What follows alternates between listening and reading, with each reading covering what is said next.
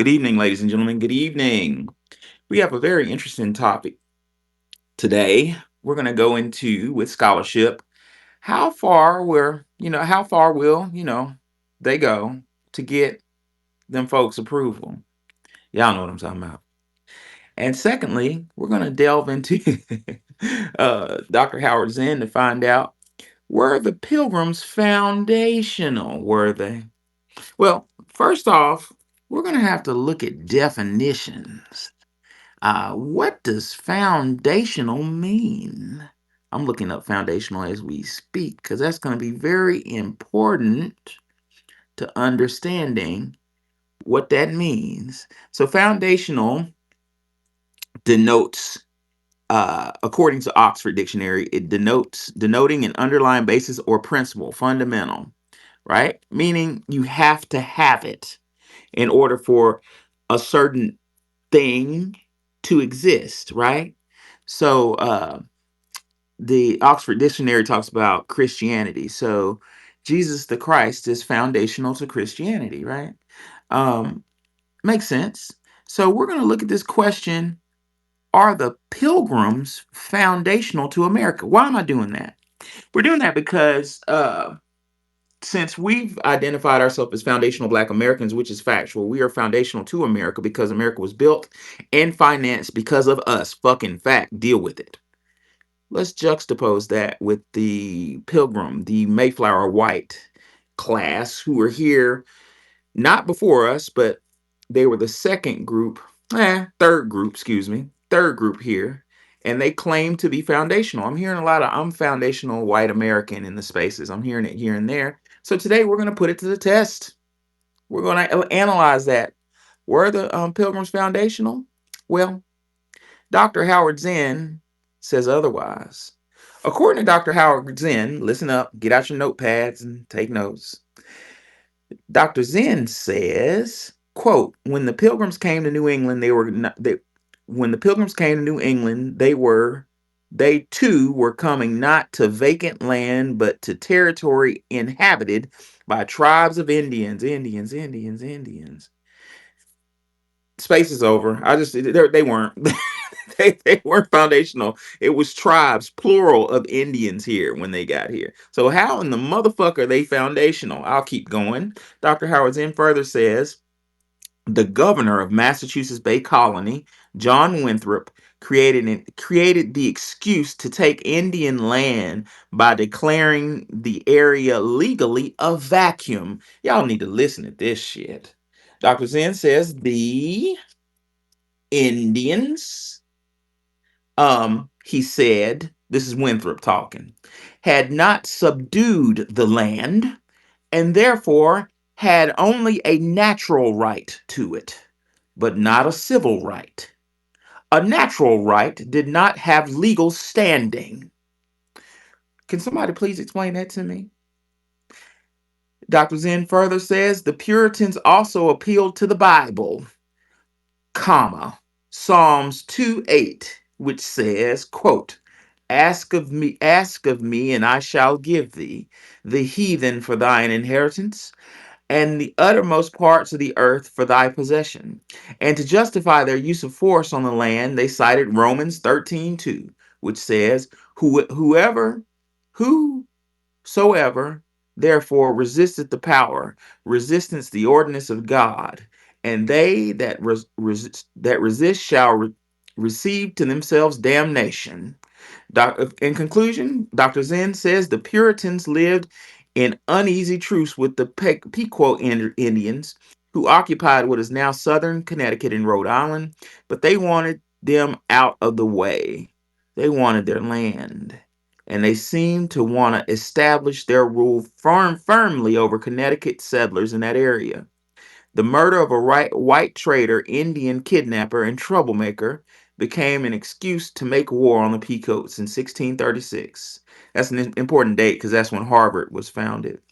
Dr. Zinn says, a punitive expedition left Boston to attack the Marquette Indians on Block Island, who were lumped in with the Pequots. As Governor Winthrop wrote, They had commissioned to put to death the men of Block Island, but to spare the women and children, and to bring them away, and to take possessions of the island. And from thence go to the Picos and demand the murderers of Captain Stone and other English, and 1,000 fathom of wampum for damages, etc. And some of their children as hostages. These motherfuckers taking children, which, if they should refuse, they were to obtain by force. Here go your Puritans, ladies and gentlemen. No turkey, no Thanksgiving. I heard kidnap and rape. That's what the fuck I heard. So given that fact, I'm putting that son of a bitch John Winthrop in the goddamn jumbotron so y'all can look at his ugly ass. But given that fact, would y'all say, Wani, would you say the Pilgrims were foundational? Or Nikki, what you think? Wani fell down. I'm bringing it back up. No, What are your thoughts? no, I don't think they were.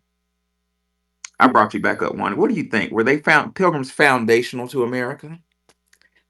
Not at all. End of space.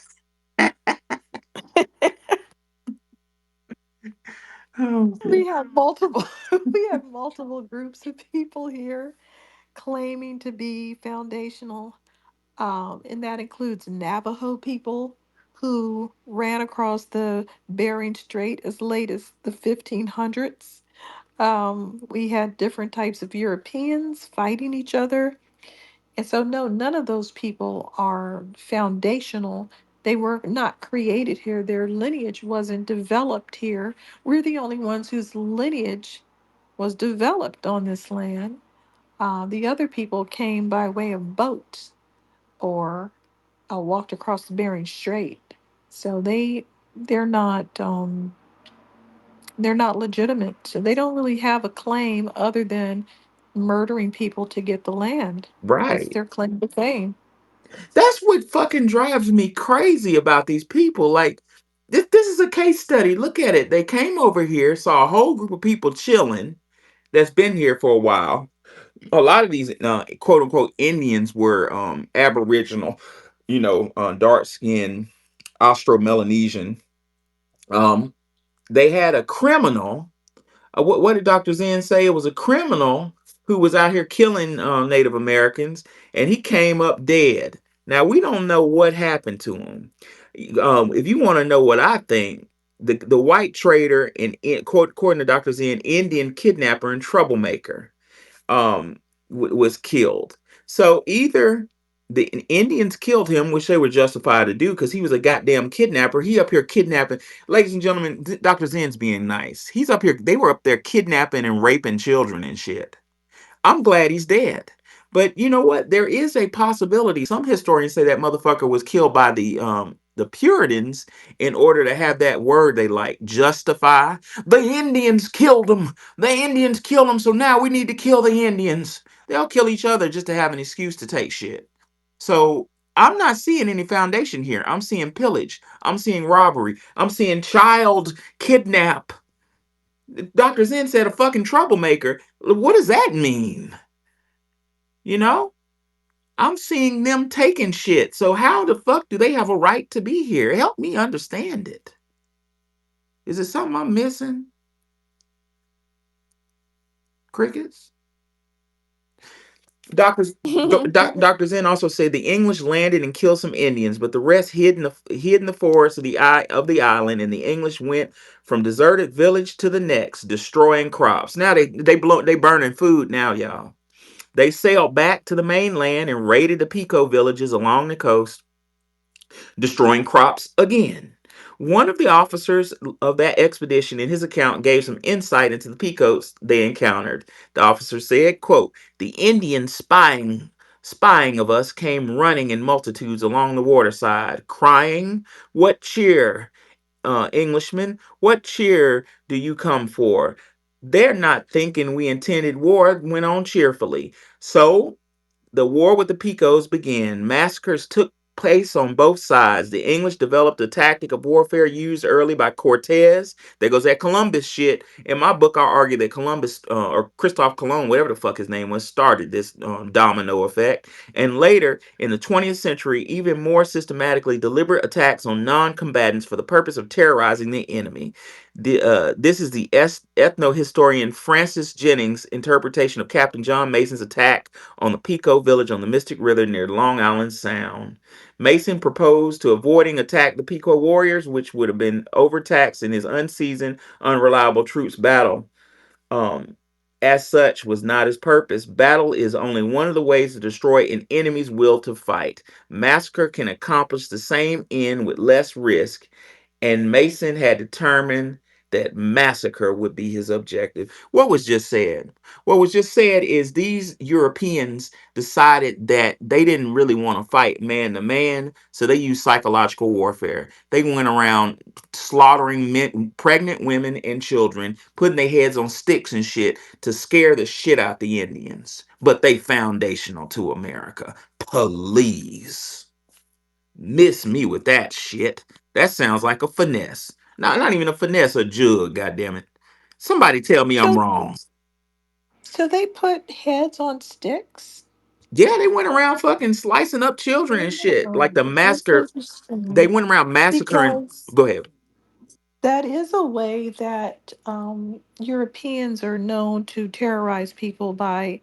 Remember, that's what Vlad Dracul did because he was responding to the Ottoman Empire's abuse of those lands they were trying to take over. So they did that type of thing, and he did it back to them, and he got to be famous and had like a billion movies you know, made about him. But they did it to him first. They terrorized everybody. That's how they got to be the Ottoman Empire. So it's interesting that they brought those tactics, fear tactics over to terrorize. That's very interesting. Oh yes, well, you about to eat your heart out, Wani, because I'm going in strict detail. Putting head on sticks is not the worst tactic of terror that they issued on the poor Native Americans. Now these were Austro-Melanesians. Dr. Zinn says so. The English set fire to the wigwams of the village. By their own account, the captain also said, "quote We must burn them." Stop right there. How do you think that we must? Let me try to understand that. We must burn them.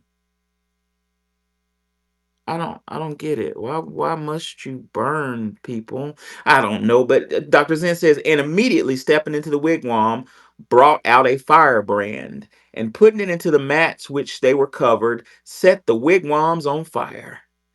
William Bradford, in his history of the Plymouth plantation, written at the time, describes John Mason's raid on the Pico village. All right, Wanda, here you go. Quote, those that escaped the fire were slain with the sword, some hewed to pieces, others hewn through with their rapiers, so as they quickly dispatched, and very few escaped.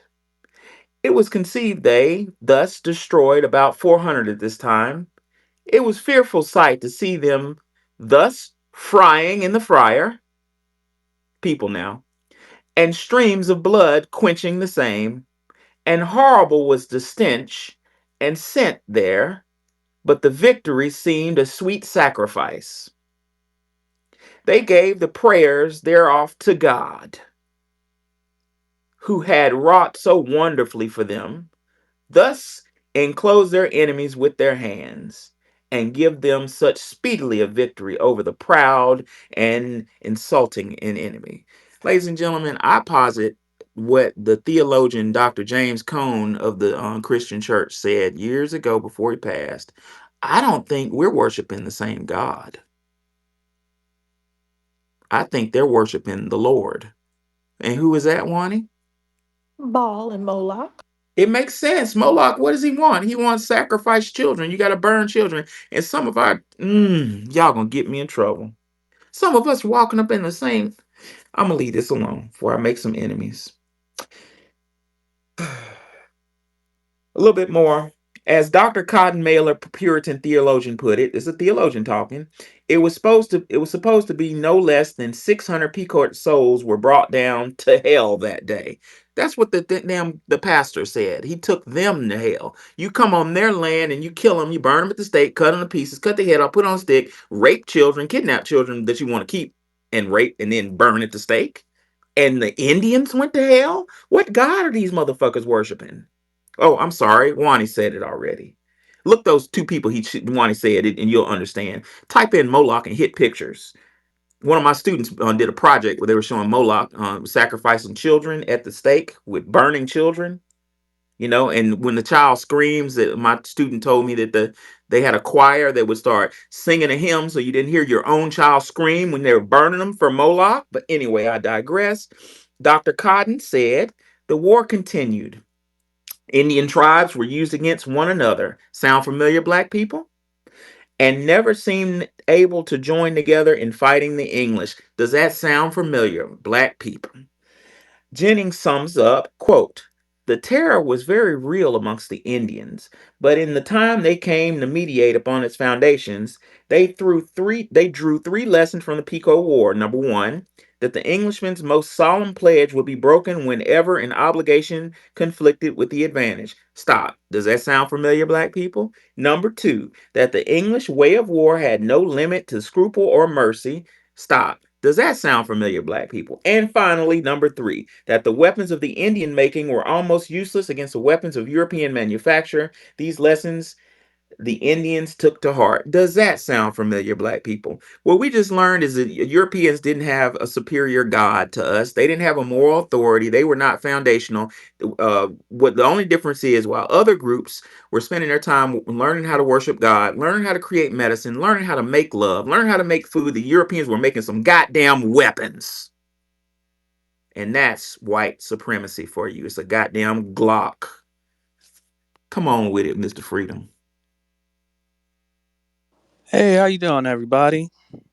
I'm I'm hope fair to Midland. that was oh, man, that was a soliloquy right there. You got some fire in your belly today. Thank you for bringing me up, Professor Wani and Nikki. I wanted to answer your question, and I posted down a little bit in the purple pill. This is something that you illustrated pretty well, but just to get to the root of it is you're dealing with beastly, animal like, even reptilian like behavior, um, known as the human beast, and they're backed into a genetic survival sort of corner, and that was them lashing out. That's when they're most dangerous, and that animalistic nature came out. Also, you got to factor in there that they were, the word Slav, is the reason why we have the word slave today. So they were enslaved for quite a long time throughout history. And I'm not saying this is a reason. I'm not justifying anything. We were enslaved. That doesn't mean we should. There's something else going on. All right. And you summed it up when you talked about some of these sacrificial, sacrament type of burnt offering, blood god type of entities that a lot of people end up worshiping. So it's more than that. But when you understand their nature, you'll look into the zoology of it, and it'll make more sense. It'll make a lot of sense when you look at nature, the animal world, and the law of the jungle and the beastly king. It's just in their instinct, it's in their blood, it's in their nature, it's in their pathology, their psychology. Um, it's just who it is. And lastly, I want to say, when he was talking about the sort of manifest destiny, using the Bible and any means necessary, they truly believe if you can't defend it, then you don't deserve it. So they're there to take. That's truly that's what they believe in their minds. If you aren't fit to keep it through violence, which is the only thing they respect, then you don't deserve to have it. In the, And that, in the same Mhm. breath, that mantra exists while they teach us what? Turn the other cheek. Right. Forgive and forget. play by the rules, Oh, that was so long ago. Slavery was so long ago. Yeah, yeah, work and hard to get what you need. a lot of nations, truth be told, if these things are they're starting to be declassified, they had to take, they did acts of terrorism to even get to the position, because that's the only thing that's, there's a level to, and I don't advocate any, I'm not advocating violence. I'm just speaking about something that is a matter of fact. Yes, Okay, let so me let me take that to preface say, that. let's take quickly say this is a nonviolent space. We don't condone violence. We're scholars and we're just examining scholarship and coming to a conclusion. Go ahead. Okay, thank you. Um, so there is a level where, nation to nation, on a very covert, playing field, it is known that the way to actually get to, certain levels of respect and recognition is you have to literally take, through actual acts of terrorism. It's well documented. There's one, little small country in the, what they call the Middle East, that got its way to nuclear weapons by stealing, um, some of the, material to enrich said, weapons. Right. Um, a lot, but that's just one country. There's a lot of countries, but that's a more documented example. I'm not picking on that country, if you can piece together what I'm saying. But anyway, that's, I just want to, submit that. Excellent topic. Thank you. Oh, you're welcome, brother. Let's talk about the English right quick, shall we? Since a lot of us, most of us in here, are mixed with the Englishmen. Yeah, I said it. We're royalty because the dukes, thanes, lords, and ladies that had the slave plantation also had sexual flings with us, which is why we don't look like Africans, right? Anyway, Dr. Zinn says, quote, well, let's rear back right quick to 1636. In that area with the Pico Indians in Connecticut and Island, that land was stolen with the blood of children, blood of pregnant women, to create some of our nation's finest universities that people kill to get into. So, are these universities that I'm not going to name, y'all know them so well, are they really prestigious or are they filthy? Just a question, not a statement. On page 16 of A People's History of the United States, at the bottom, Dr. Zinn says, we're talking about the English again.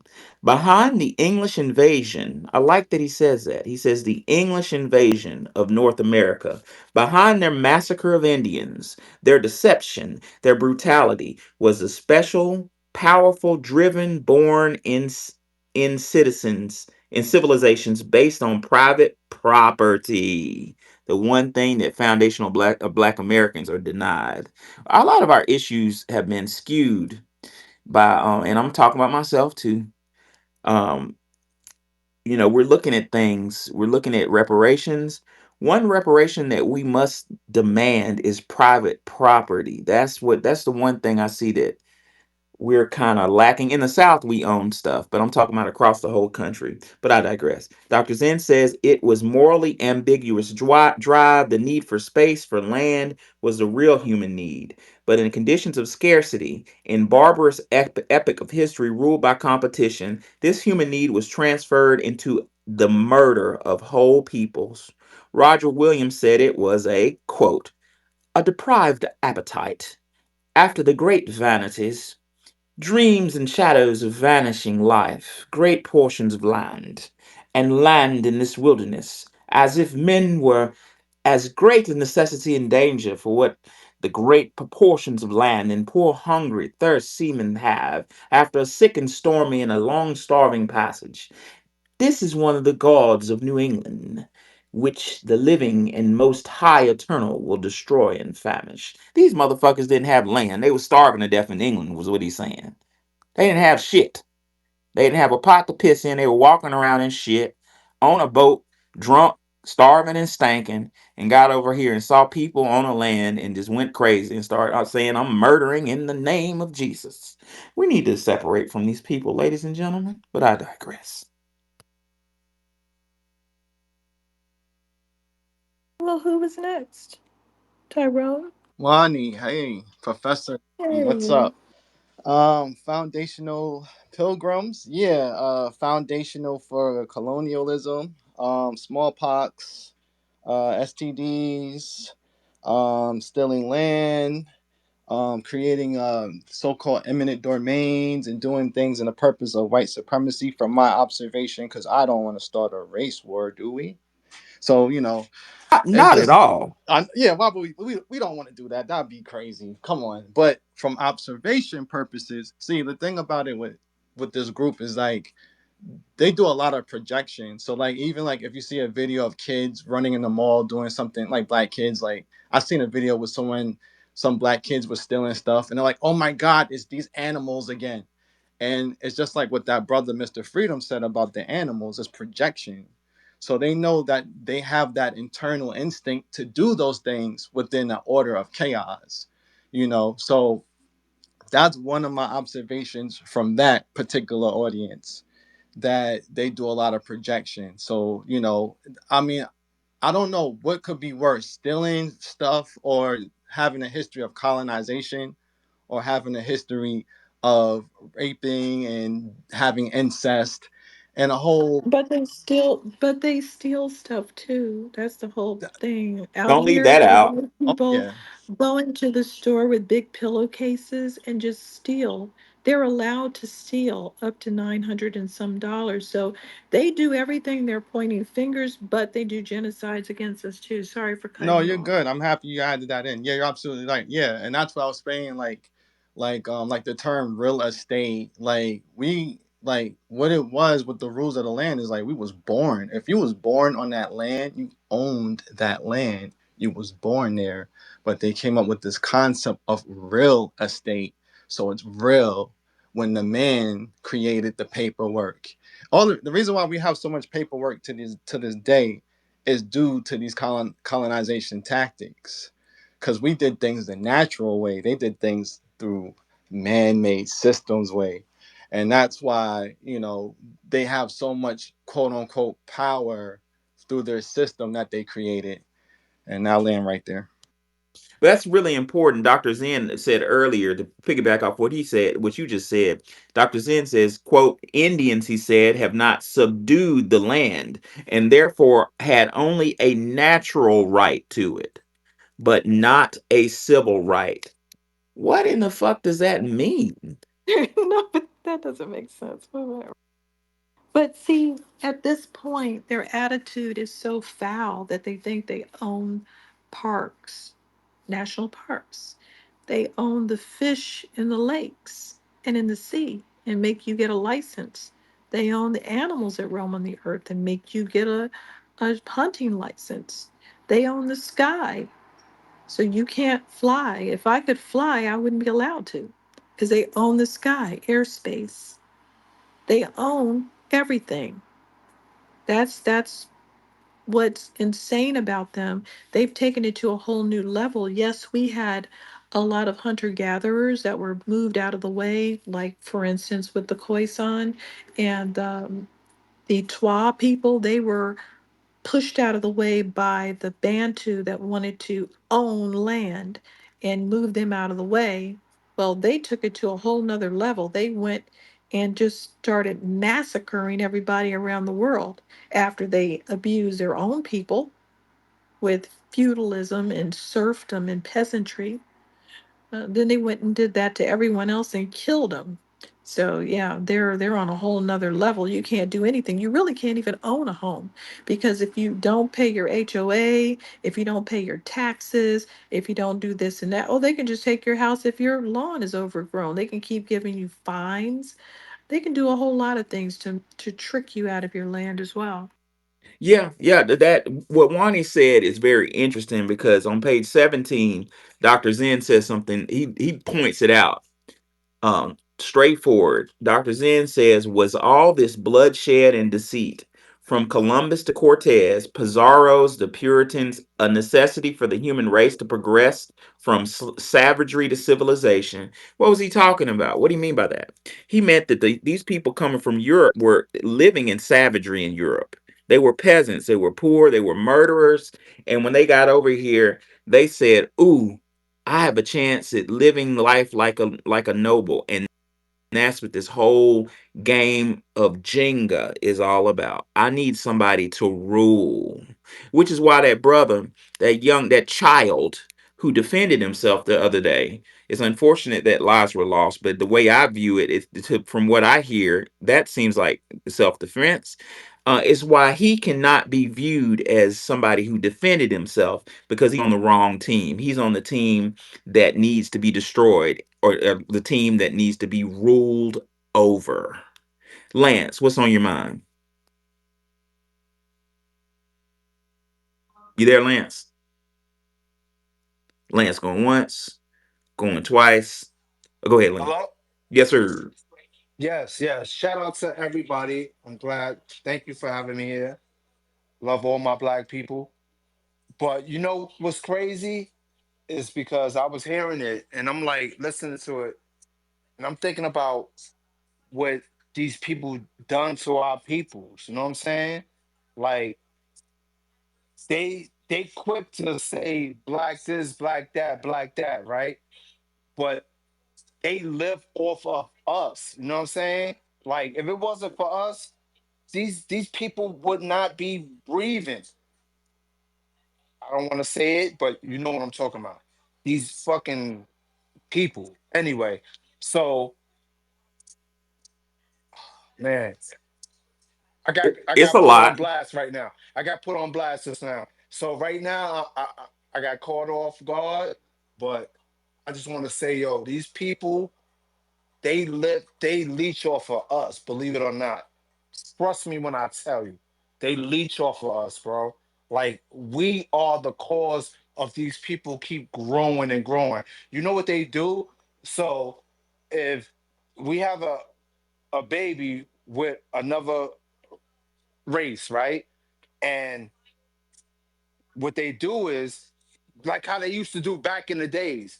They had a farm, right? To where they they farmed us to having babies and all this and making them slaves. But now what they do is they can't do that no more. So what they do is they make it to where it's legal. So what they do is they let everybody integrate and mingle with each other and have babies, right? And but what it is they want the black people for one. Trust me when I tell you, they want the black people to mingle with they race, and what we they do is they keep them whatever away from that the black community and they'll keep making them mix with and with the white race and building the white race with the blue eyes. We cause all that. That's why they keep doing that. That's why they got keep the straight hair, the blue eyes, and all that. We make that. If it wasn't that, why think about it?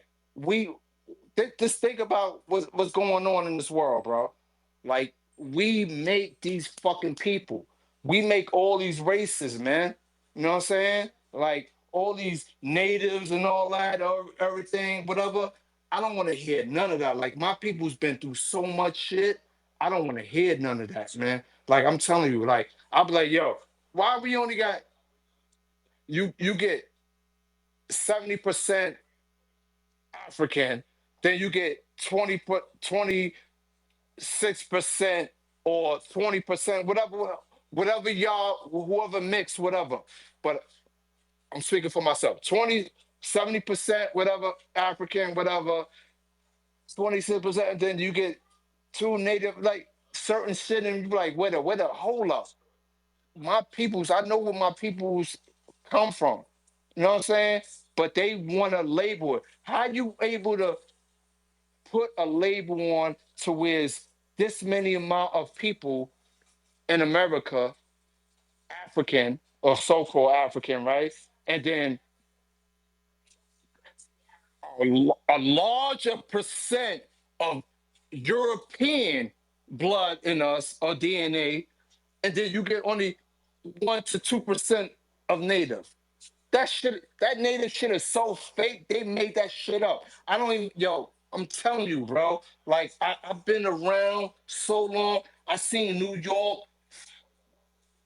went from worse, worse, worse, worse to so-called good, and then it came back and it went worse. Now it's mad worse.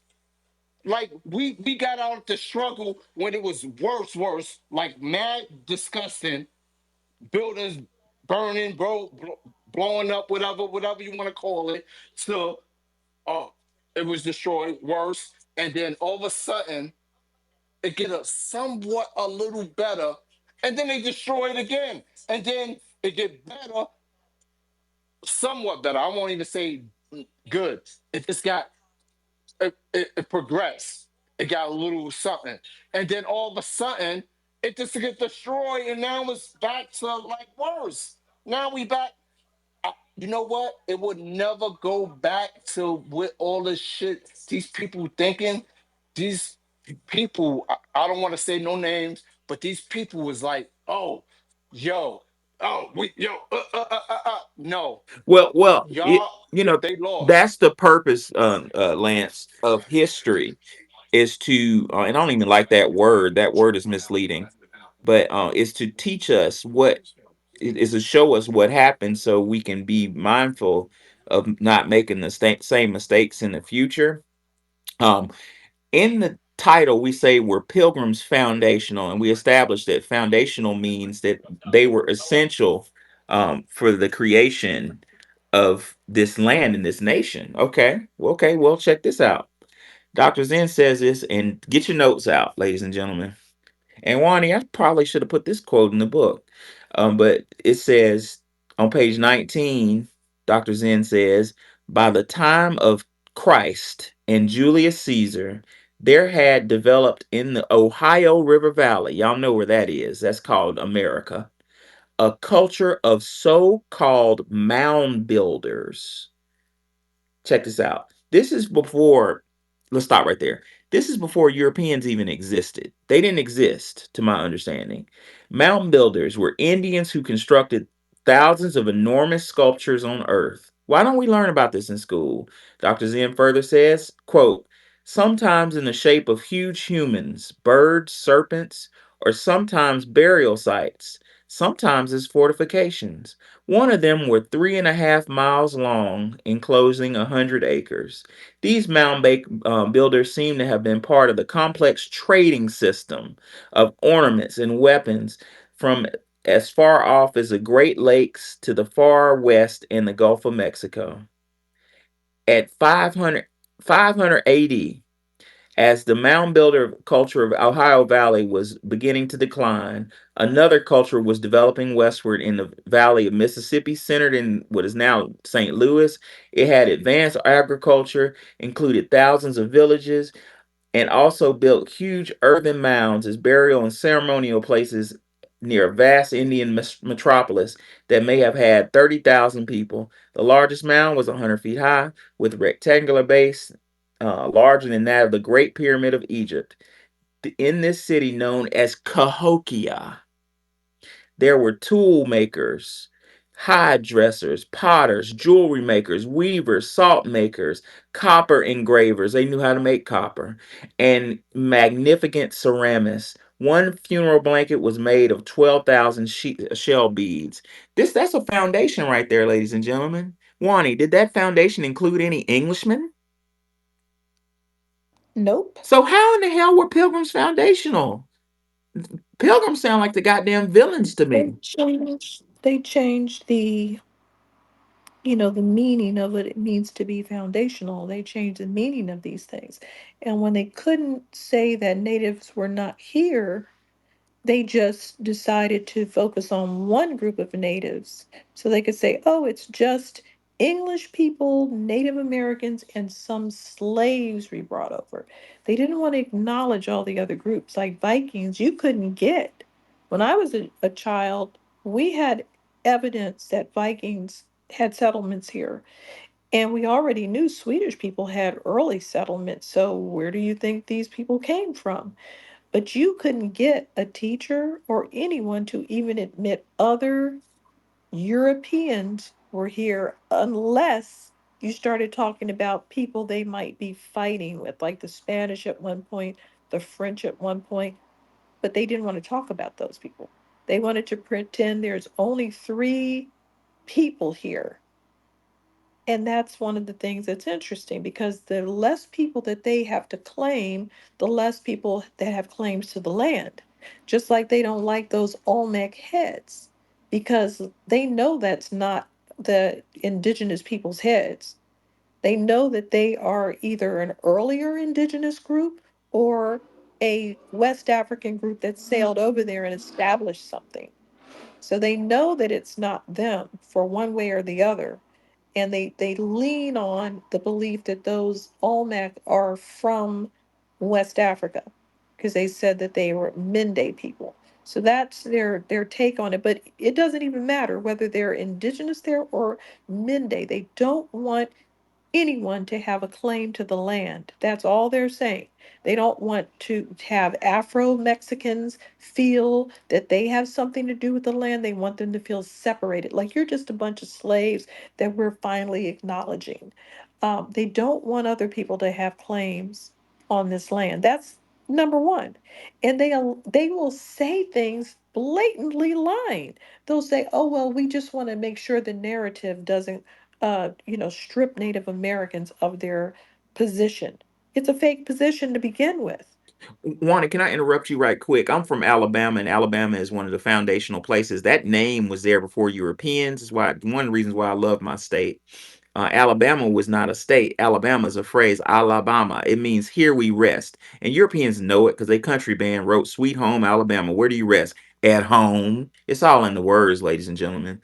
But what you just said, Wani, is very powerful psychological attack. When I went back to college after fucking up the first time, I went to a historically black college, and it was two girls in my undergraduate career that I had a crush on. Like we were trying to get together, and both these girls different didn't even know each other until they pledged, AKA. Then they knew each other real well, but that's a whole nother story. Um, I would be right. I took one to the beach in my little bitty car, and we were like falling in love. And she said some shit that just like just skirt like bust the glass. She said some shit. She said, "I'm grateful for slavery because if it wasn't for slavery, I wouldn't have been brought to this land." And I looked at her whole features were Native American. I was like, "Man, you were here before slavery, you dummy." It's like I can't fuck with this imbecile. And I had another girl say some shit like this, like, "Oh, slavery saved me from being a savage." I'm like, "Man, you were here already." Like I knew this before Spaces because I read a lot. You were here already. A lot of quote unquote black people in Alabama and Mississippi and Georgia in that area. All of that was Alabama, really. The land here we rest on the land. These people were here already, but that narrative that Wani just said made us think, like she said, it was only three groups of people: European slaves and a couple of Indians. Now, listen at the narrative attack of that. I learned while studying educational psychology in graduate school um, that though that's called meta meta means real small, meta narrative framing. So it creates a supposition that I was either one of three people. I was either a white pilgrim, uh, a black slave, or Indian savage. So let's go back to Dr. Frances Cress Wells, and she said the brain is a computer. The brain immediately does math, and it says, "Well, shit, I ain't no white pilgrim, so I'm black. Therefore, this is a conclusion, and it's false conclusion. Therefore, hell, I'm lucky to be here. I owe the European everything because he showed me civilization. He showed me how. If it wasn't for him, I'd be running around nasty in Africa, which is bullshit. If it wasn't for him, you'd be living in Cahokia, not paying rent, having children, having a community of people who fucking loved you without war. And the wars that happened were within reason. Educate us, Twizzle." Come on, Twizzle. I can't hear Brother Twizzle. Can y'all? Oh, he got kicked in. He got Oh, kicked down. It's okay. He'll yes, be back they up. messing with the space already. Tyrone, what's your comment? Yeah, I just wanted to add on what Lance was trying to say. I think he was trying to speak about like how mixed breeding is like one of the methods they do to take over. Um, and this relates to land, because like even with the with our indigenous brothers and sisters, like with that situation, they had the mate with those who did have land. So what they did to infiltrate into the Indian family to take more land. So most of these efforts was constructed by mixed breeds and the colonizers. So you had them working together. That's why the whole five civilized tribes situation and the whole division on why some tribes count, some don't. But they did these methods to take over the land. And there was one thing I had in mind, but if I get it back in my head again, I'll just talk about it. What the gentleman Tyrone was just talking about, I had to go get another book on it, is something that nobody talks about, which is why I'm grateful that I was introduced to spaces that I could kind of spread the word of my step granddaddy, Chancellor Williams. I don't brag on that, but my big sister, my dad had a little, he was married before he met my mom. My mom was his second wife, and his father-in-law in the first marriage was Dr. Chancellor Williams. Yep, sure was. So I claim Chancellor as a granddaddy, even though he was step granddaddy. But Chancellor in the destruction of Black civilization points out that that's what happened to Egypt. He said, let's see, I want to give the exact quote. I'll paraphrase it until I find it. He says that basically how Egypt was taken is Asians, which meant Arabs, which I think are close to Europeans. I'm not really sure what their lineage is. Aren't Arabs from the Caspian steppe? They're amalgamation, right? No, it's different. Oh, We'll go damn. over it. Wow. Well, I don't know much about. They're not. No, they're not. They're not from the Caspian steppe. Okay, well, that's not my area of expertise. Please correct me, Yeah. Wani. Um, but Chancellor says that Arab, he called them Asians, Western Asians. But That's because they called that the Near East, and they called it Asia. wow, it kind of is Asia, though. If you, it's so It confusing. is. It is. Well, Chancellor said that they came to Egypt humbly to do work, and it was all men. And over time, they asked, "Can we please have women?" And the Egyptians, being black folk, being nice, said, every man needs a woman." And the Egyptians gave them women. And in 100 years, it was a group of mixed race children who did not identify with being black. They identified with their fathers, and a civil war broke out. So, what I'm saying with that long diatribe is that race mixing is what destroyed the power structure of the black world. Is a bunch of tragic mulattoes coming out saying, "I ain't black. I'm like my daddy. I ain't like you." And then they broke out a war in Egypt, which lasted hundreds of years. And Alexander the Greek, I'm not gonna call that fucker great, exploited that war, and the rest is history. That's why we're here, and that's why we're speaking English. Twizzle, you back Well, up? Go ahead, Wani. I was just gonna say, this is one of the issues with us. They did mix us, and they did try to blend us, and they did take some mulattoes and create schools for them and systems for them, and even with Liberia, have to found a city or found an area for them, but we didn't go for it. We didn't tear apart like the other groups. So we kept going back within ourselves and marrying back within our group and not whitening ourselves and losing our minds. That's why we always point out a tragic mulatto, because it's something rare. It usually doesn't happen, but when it happens, it's really astronomically annoying. They're very confused people, but we easily identify them and then, treat them like coons. Yeah, yeah, but and that's true. But just lastly, I know I'm kind of repeating myself, but it's very important to know that that started thousands of years ago.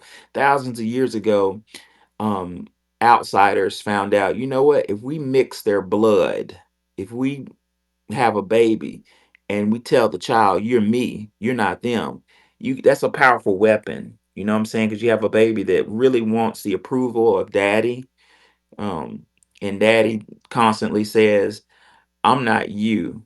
Um, I mean, you're not them, you're me. and it destroys. How do you bring a house down? You destroy it from within. That's what happened to Rome. But I digress. Go ahead, Twizzle. Hey, can you hear me? Yes, sir. I hear you now. Hey, Yes. what's up? What's up, Nikki? Hey, Wani. How y'all doing? What's up, man? Man. When you was talking about that chick who you was dating, she was saying that she's proud of slavery and she's proud of her slave name and every that. You made me think about the Damian Tomlinson when he got his yellow jacket, when he got initiated to the NFL. That was the first thing he said. I'm proud of my slave name. One of the dumbest motherfuckers out. But yeah, back to the subject at hand. The topic of the room is good because this is right now has been exposing a lot of these coons and a lot of these people who are acting like they down with us. Shout out to the young brother Camelo. We've been having a lot of coons in here, man, and I'm so tired of beefing with motherfuckers talking about if it was black on black, we nobody be tripping. You know, all these whole mush mouth, rubber lip coons, man. I'm tired of dealing with this. But you made me think about what you was talking about when you were talking about when those wherever they came in from the Asian steppes when they came into Africa, how they asked for wives. Dr. John Henry Clark talked about that. And he talked about the first time Egypt got invaded, it got invaded from their brothers from the south. And the brothers from the south came in to let them Egyptians know you need to quit trusting these people. You need to quit dealing with these people because these people are uncivilized. If you let these people come in and, like you said, give them wives and be able to establish themselves, they're going to come in and rule all of us. So shout out to what happened, and then that's really what happened. That's how the Arabs was able to come in and invade North Africa. That's how come we have this sub-Saharan BS right now. You know what I'm saying? So what you was saying is correct, and Dr. John Henrik Clark talked about it. He called it the confused mulatto. Wow. You know what I'm saying? Because he didn't know if it wanted to be true to the father or true to the mother. But that's where I come in at and say the law of nature is you are what your mother is. You know what I'm saying? Because whatever your mother is, her first words, her first teachings, her first everything. I can't You, hear anyone. Is it my phone? No. yeah. Twizzle broke up. He must be in a bad location because he normally has really good reception. Yeah, but he was cooking though. On page 71 of Dr. Chancellor Williams' Destruction of Black Civilization, he has an article called The Mulatto Problem. That's literally what it's called. And Dr. Chancellor says, the recent revival of Black is Beautiful is no more than that, a revival. The great majority of the ancient Blacks took pride in their color, and their resistance to amalgamations may be so interpreted. For one thing they had observed in Egypt was a dynasty, the beginning of an all black, could remain unbroken over generations and still in the end become near white in color with not a black face and royal lineage. He says, this two-way process of intermingling and direct aggression meant victory for the white Asians in the end.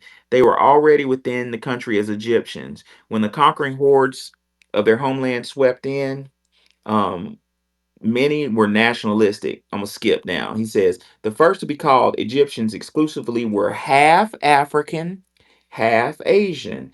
Their general, listen to this, ladies and gentlemen, their general hostility to their mother's race was a social phenomenon. Stop right there. It was new. Nobody even seen this before. Huh? What? He says that should not be passed over lightly, even though the development followed a universal pattern and therefore was not particular to Egyptians. His nature essentially opportunistic, a quest for security, recognition, and advancement by identifying with the becoming a part of the new power elite of conquerors. So basically, these lighter skinned people were viewed as powerful. So the child identified with the lighter skinned parent because they wanted to be powerful and therefore turned on the whole race. Does that sound familiar? Is that, I'm not making a statement, I'm asking a question. Is that what Tiger Woods did? I'm just saying. Black Truth, what do you think about that? Salute Professor Allen, Sister Nikki, Sister Wani. I just wanted to ask real quick. I don't know if you've gotten into it yet, but could you dive into the meritorious manumission and how that plagued our people back in the slave times and how that's pretty much still being used to some extent B- to this day? Black Truth, do you have a crystal ball? because I was right about to do that. And I have it turned to the page, which is page 166 of Dr. Claude Anderson's Black Labor, White Wealth, where he says Meritorious manumission. What is that? A meritorious manumission was a legal act of freeing a slave for good deeds as defined by the national public policy. Meritorious manumission um, could be granted to a slave who distinguished himself by saving the life of a white master, inventing a new medicine, or snitching on fellow slaves. Dr. Anderson says this was a destructive weapon in the slave owner's arsenal and a powerful component of public policy. Stop right there. That was public policy of the United States of America to meritoriously manumit people in the black race who would snitch on other blacks on other blacks to white slave masters if they decided to try to get some going on their own. So that ties into the first part. We started backwards today. How far will those people go to get those folks approval? Well, they'll go all the way because it was public policy. There goes a reparations claim, ladies and gentlemen. It was policy of our country to give people money, give them their freedom, give them whatever if they turned on each other. How are we supposed to be socially cohesive if there was a policy? If I snitch on Black Truth, I'm gonna get my freedom. Let's put it in other terms. If Black Truth got something popping and he about to start a new school for black boys to get us together, which we're not supposed to do, and I went to the power structure and said, "Hey, Black Truth is starting a school," and I snitched on them, they would give me a house. That makes us not trust each other. And that's one of our problems right now that nobody talks about, is that was public policy for us not to be together. So black unity was disrupted by government policy. Even the bonding of a child with their mother was looked down on, and also with the father. When you can hear that Frederick Douglass wasn't even allowed to know his mother. I think he said he met her 2 times. So they didn't want any bonding. They wanted to destroy our families and still do. And now their families are destroyed. They managed to destroy everybody's families and neighborhoods in America. Yeah, what goes around comes around, as above so below. What you do unto others will be done unto you. And Exactly. as Mr. Freedom probably will tell us, he knows more about esoteric stuff than I do. Um, they know about hermetic texts. They know about how to avoid karma. And one of the best ways, as I read, to avoid that karma is to make it kind of free will for us to destroy ourselves, which is why our music has been infiltrated with tropes and mantras of self destruction. So they can say, no, no, no, I didn't do it. They did it to themselves, but you guided it like a hidden hand. Mr. Freedom, you want to expound upon that? Oh, well, I would say that your recollection and your ability to, you have to give yourself a lot of credit. I appreciate you shout me out though, but I'm just pulling from some people that were greater than myself, giving some information, and I'll go into that slightly. Um, it's unfortunate. It's unfortunate that certain of our ancestors, I don't know if we have a direct blood link, but they took literal beasts. When I say that, I don't mean that as in I'm upset with white people or I'm mad that, you know, we went through slavery. I'm talking about we're going way, way back. This is what secret societies know. Way, way back. We're talking about a creature that will, that's into cannibalism, that will eat its own young, so infanticide, um, that will eat its own puke or vomit, its own excrement. Okay, it's just base instinct. Violent. It will kill its mother, father, child. It is all about survival. And what the problem, the shameful part, is there were people who took this being, this hybrid animalistic being.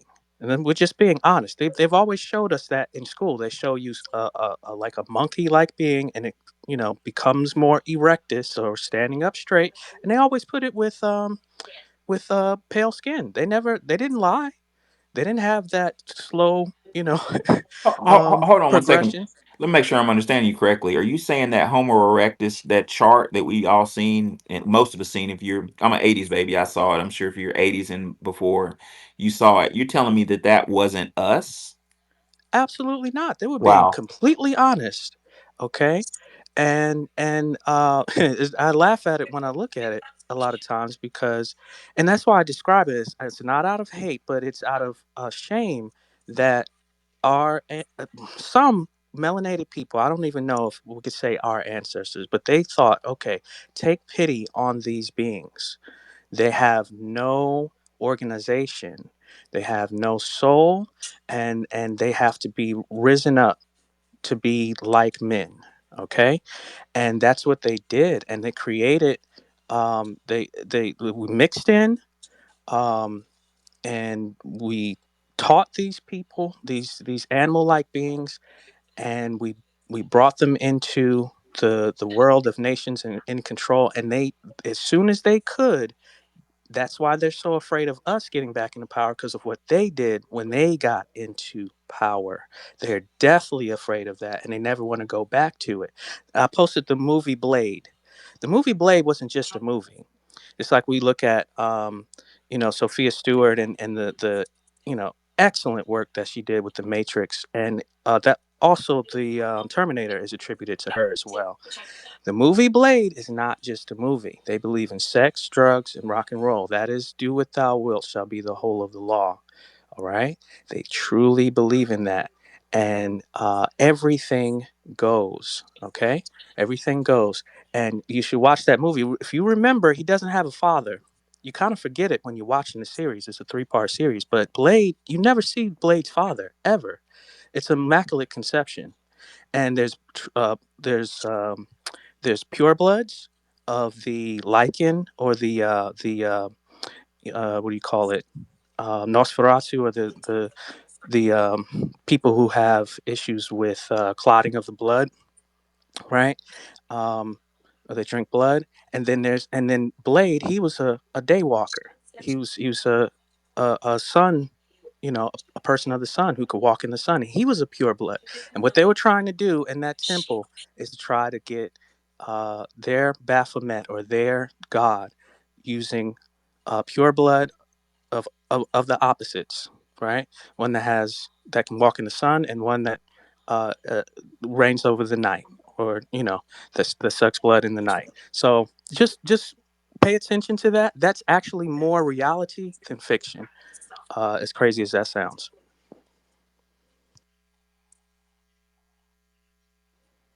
that's some of what we're dealing with. Yeah, I got quiet because I was putting a quote in there that I think y'all might want. So I want to take a picture of it and give it to you while I say it. So I just put it in. Yeah, Can I no, say something? Can I say something? yeah. Go. Hold on one second, Lance. I wanted to point out, since we were talking about how far will them go to get those folk approval. Dr. Claude Anderson says meritorious manumission was not only used as an instrument to reward blacks, but it was also a device. Um, for destroying black unity and race loyalty. It created a very effective informant system. The meritorious manumission policy introduced a strong element of distrust amongst the slaves and made it more difficult for slaves to organize. The psychological techniques were designed to drive wedges between slaves and train them not to trust one another other than the white slave masters. Meritorious manumission was first instituted in Virginia in 1710. According to Peter Bergman's A Chronological History of the Negro in America, the technique of meritorious manumission was adopted by all the colonies. I'll read it shortly, but go ahead, Lance.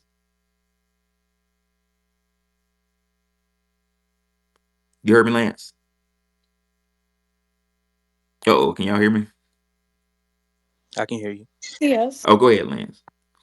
I just wanted to say that I'm not Lance, but I just wanted to say that these other hominids are not considered Homo sapiens. Okay. Homo erectus and Neanderthal, Denisovan. They're mixed in, not Homo erectus, but that's another part of another one. But Denisovan and Neanderthal show up in a lot of people's genetics. So, and then they have what they call ghost DNA. Those are things they didn't discover yet, or it might be alien or something. So we have things going on inside of us that are not known who we're related to. And we keep finding new hominids that were walking around with the other people. Luckily, we weren't mixed in with hobbits too much, or else we'd be like 2'5". So that's cool. I don't want to be 2'5", and I don't want to be 11 feet because that's, awkward. Anyway, so these other hominids, they say that they are probably not light skinned. They don't, you know, those are mutations that didn't happen yet. So they didn't look like Fred Flintstone. I just want to say that. Mm. They want to put themselves in history somewhere and pretend like uh, before they were acting like Neanderthals just turned into modern humans. And it's more complicated than that. That's not how it worked. And the Neanderthals are not white guys. You know, they didn't have that. They didn't have that skin color.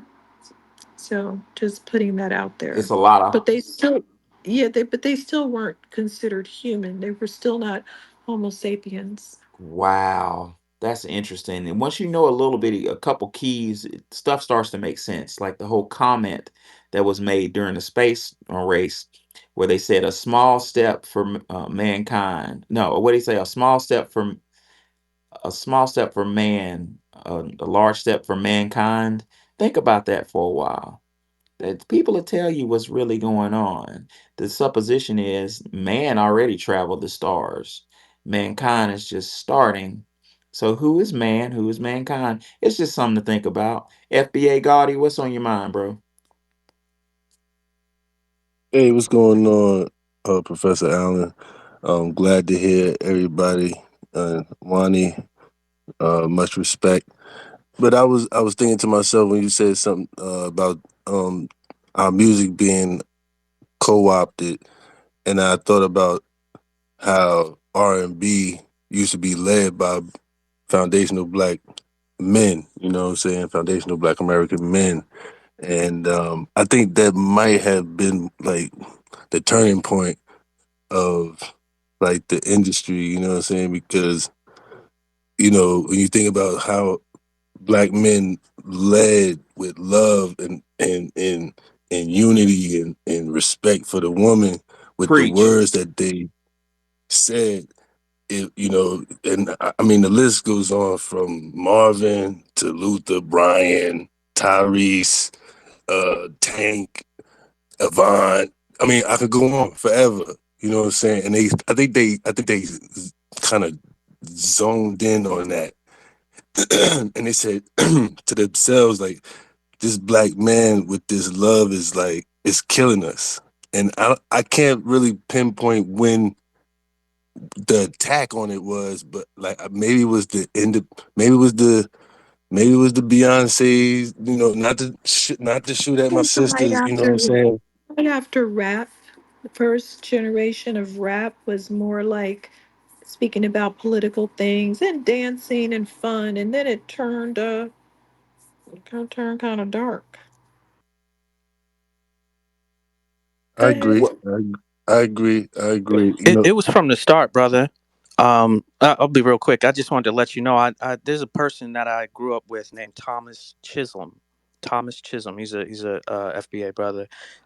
He actually created on the soundboard the original snare, the digitized version of the cymbal for drums, and it was actually a gunshot. It's a gunshot. Um, it is warrior music, but also it could be changed. It could, like, when we take something positive, it could be changed into something negative. A lot of what's in that music subliminally, it could be used for positive, and it's being manipulated for negative reasons. So but it's literally a gunshot sound. Well, I wanted to point out, brother FBA Gotti, thank you for giving that opportunity. If y'all look in the jumbotron, y'all might want to, save that picture as well. Is the original note from COINTELPRO, and and if y'all click on it and read it with me, it says the purpose. This is the second paragraph. The purpose of this new and counterintelligence endeavor is to expose, disrupt.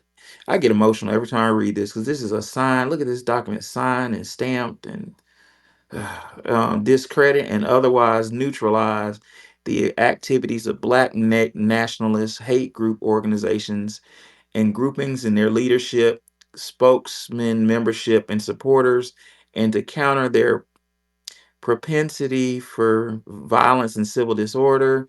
The activities of all such groups, blah, blah, blah, must be followed to position to promptly take advantage of all opportunities for look at that, all opportunities of counterintelligence and to advance and hold on, I lost my place. And to inspire actions in instance where circumstances warrant. The pernicious background of such groups, their duplicity and their maneuver must be exposed to public scrutiny. Basically, jeez. And if you look at it, Atlanta, Baltimore, Boston, basically what I'm saying is, this that what you were talking about, FBA Gotti, is was planned in the 60s. Like everything that's done with these people is planned long in advance. And they infiltrated. The first infiltration point was a black family. Destroyed our family. That's all we really want, need is a family. They destroyed that. And when I was coming along in the 90s, when I was in elementary school, I've said this before in spaces. I remember when the music changed. I remember when I was in fourth grade in the early 90s, we would dress up for girls wearing ties and we'd be singing Boys to Men and, I'll make love to you. That was a culture. We couldn't wait to go to a dance. And if y'all think I'm smart, it was brothers in my little club. We had a little club. They look better than me and were smarter than me. That the next summer, out the blue, they were dressed like thugs and they were like, man, this is what it is. The music influenced that. So the music was infiltrated and flipped on us from a message of love to a message of just sheer violence. And the songs that were about love turn into lust. Our sister, Dr. Shazarzad Ali, always said that when she said she was looking at the words of the song where it used to be making love. And she said that, I'm paraphrasing Dr. Ali, but she was like, instead of making love, they talking about I'm gonna beat it up. Like, just look at the words. It's talking about violence and just using women as objects, and that we didn't do that to ourselves. That was done to us with money. If y'all want evidence of that, type in David Banner on YouTube. David Banner talks about that at nauseum. He said that when he came out, he was rapping about God. And David was really brilliant. He was at University of Maryland, getting a graduate degree. That brother deep. And David Banner was like, he would go to New York. He was broke like most of us. And he would catch that bus to New York and meet the suits. He called them the suits, which one none of them us, the lawyers and the the A&Rs and whatnot in the music industry, and they all fucking loved him for a year at least, maybe years, I don't know. But he said they loved him. And he said one uh attorney, A&R, took him outside and said, David, I fucking love you. I want to sign you, but we've been given a directive not to sign any positive black music. That's coming from the top, ladies and gentlemen. And David said he went and wrote, I think the song was Like a Pimp. And he said the moment he wrote that, he went from living in a van, homeless, to having a check for $1 million. So that we're being attacked by with economics. Like, sometimes I Man, sit in awe of how we still standing. yeah, yeah. Uh, That shit deep, man. nah, preach. Yeah, preach, Professor. That's real right there. Nah. Because I only scratched the surface. You know what I'm saying? I'm only looking at it from because I'm speaking from real time going through through that time of the '90s. I'm at Rider University, communication major, um, studying, film and editing, and going through that real time. You don't know the back. I don't get the backstory until now. But then it's like, damn, how long y'all been pulling? Y'all been fucking us over for a long time. So it's like, all right, now we gotta get back. But it's like, how we approach these people now? Like, it's like the angle has got to be multiple. You know what I'm saying? I have multiple angles to combat it, but at the same time, you debriefing. I be debriefing myself from from the '80s. You know what I'm saying? Because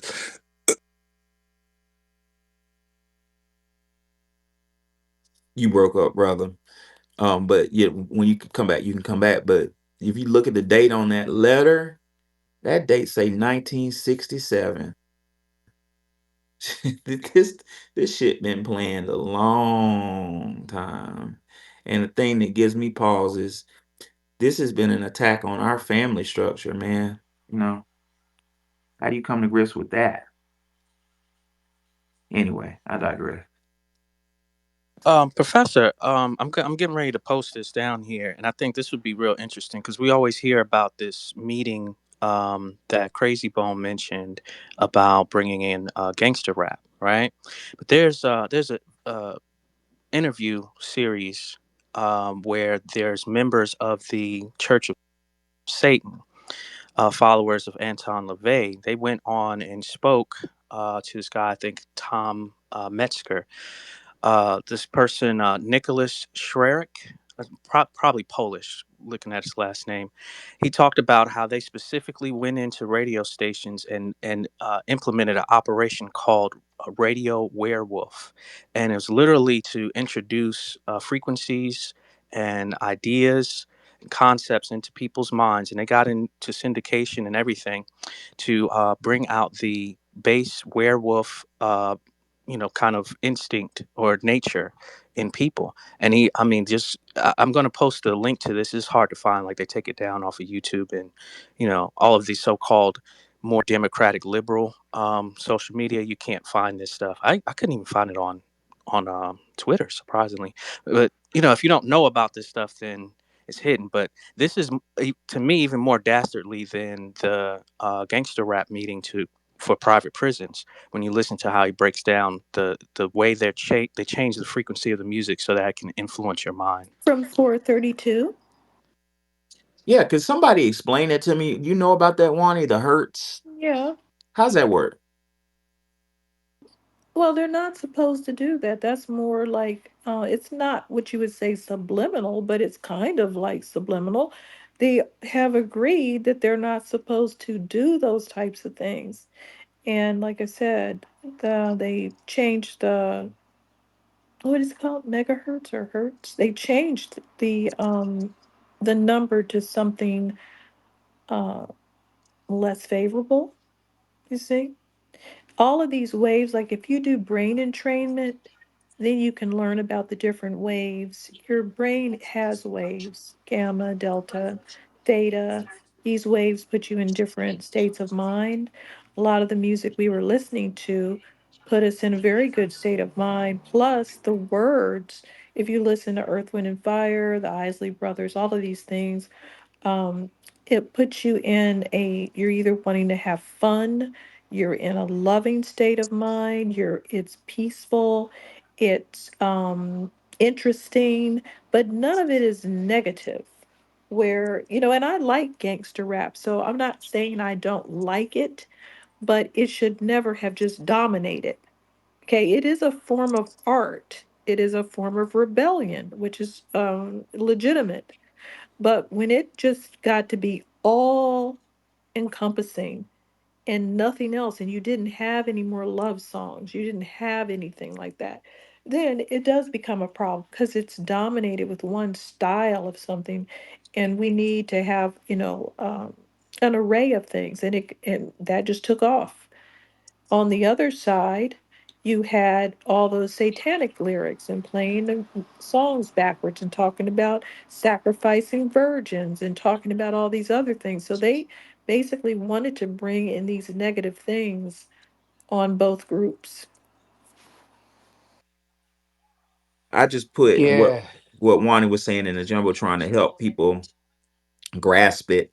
What John Wani was saying is real deep, and I was talking to a let's just say a naval guy, a guy in the Navy. I'm not going to specify what he was in. What is I'm not going to do that to him, but he was talking Can I about speak? he was talking about different brain waves, and if you look at the top gamma is when you're learning. So probably people in this space right now are in gamma or beta. Some of us are halfway paying attention, watching kids cooking and listening. That's interesting. So gamma is when you're really like I'm gamma right now. I'm trying to focus on what I'm talking about. I'm trying to, talk about material, find sources. If you look at alpha, alpha I think is relaxed, like you just chilling. Theta is it says creativity, insight, deep states, dreams, deep meditation, reduced consciousness. So theta is a state of mind when you're being programmed. I did. Can I talk about that? Yeah, I did a training. I was honored to be picked to do like a special training with the Marine. I'm not a Marine, but I trained with the Marines. And at some point, the Marine Corps, they keep you up real. They keep you up. You get like, you don't sleep. And after a while, when you're kind of like half awake, you're theta. Y'all ever stayed up like 3 days or something, and you're kind of like in a daze. You're like, what's really going on? You can't tell what reality is. That's a stage where your unconscious mind can be programmed. So if I'm hearing Wani correctly, the music waves put you in a theta state, a dreamlike state where you're being programmed. That's crazy. And no, I didn't. I'm I may have misunderstood no, you. I don't know the exact waves that were being emitted from the first types of music versus the newer music, but clearly the whole vibe of the music and the waves were different and they were not positive. Wow. I was listening to Dewan B. He explained this, and I wish I would have recorded his space or, got a recording of his space saying what he said. Because I'm not a music guy. I'm not in that type of science. I'm just kind of like novice. I hear things here and there, but I'm a brutalize what Dewan B said. But Dewan B was talking about those hertz, megahertz or something, and I forgot the numbers. It may have been what y'all just said, 432, but one of these hertz is bad. And he was like, um, Professor is 440. for you know about 432 is not bad. Tyrone, can you come up? I don't Four- know about four- this. 440 is the one that's Well, troubling. tell us The about it. 440. Why is it troubling? It has disharmony. Like music today, like I'm a musician too, so like most songs are in the key of A, and A is like a fast rhythm, and that's how the songs keep going. Like some songs, I'll give an example. Um, Future song "Mask Off" is like in the key of G, so it's like a smooth rhythm to it. But most of these songs that are in A has like it goes with the heart beating fast. So if you have a concert like Travis Scott and everything is fast paced, key of A beats, everything's quick. That's why people respond to the music. So that's how they could put people in a trance. There's a science. Like I watch Dewan too, and he always says like music is like some spiritual shit. You just don't play with it, and I believe that. Exactly. Exactly. Well, Lance educated. I try to stay away from Now, subjects that I don't you understand. know what I want to say, and I'm not going to say it clearly as I want to say it, but when you look at all the spiritual essence coming from back in the days, how our ancestors came about, and we struggled and we made certain sounds, certain music, certain things, whatever, and we coped with it and we made it to a blessing to our spirits, and we kept doing it. And guess what? We kept doing it, kept doing it, kept doing it. And guess what? It got to the point that these fucking so-called dominant people was like, yo, what these people are doing? These people are doing something, and it sounds good. And they moving their bodies so hyper, so crazy, like that. God damn, like we want a piece of that, and it kept going into these, and to keep it going, these fucking so-called white supremacists, whatever you want to call these pieces of shit, they was lurking on our family members. And you know what's crazy? That you know what? I wasn't born in, but I could look at it like this. These so-called red natives, like my skin is red. Like if you look at me in certain things, I got my black side, but you can see my skin is all red. But you know what? I'm black. You know what? And these people gravitated off of our soul being, our fucking hardship, our everything. And it just we just created everything that came about what is now. And that's why everybody like, yo, everybody's woke now. Like, whoa, hold up, wait up. And that's why these I'm not political. I don't want to get political, but that's why and it's going crazy now because you know what? We not to be fucked with, man. Serious. Like we've been through so much shit. Mixed everybody's just mixed back in the days. Back in the days before all of us existed. Before all of us existed. We was so mixed up in so much shit. Nobody could say what we've been through. And USA, not America. I'm gonna put USA because you know what? USA is a made shit that these Europeans came and yes, we got all this European, we got this, whatever, whatever. But at the end of the day, really look at it and see what's going on, man. Really look at it and see what's going on right now today and how these people trying to do all this crazy shit is it's a coincidence. You know what I'm saying? It's a lot of things going on, and people gotta pay attention to it. You know what I'm saying?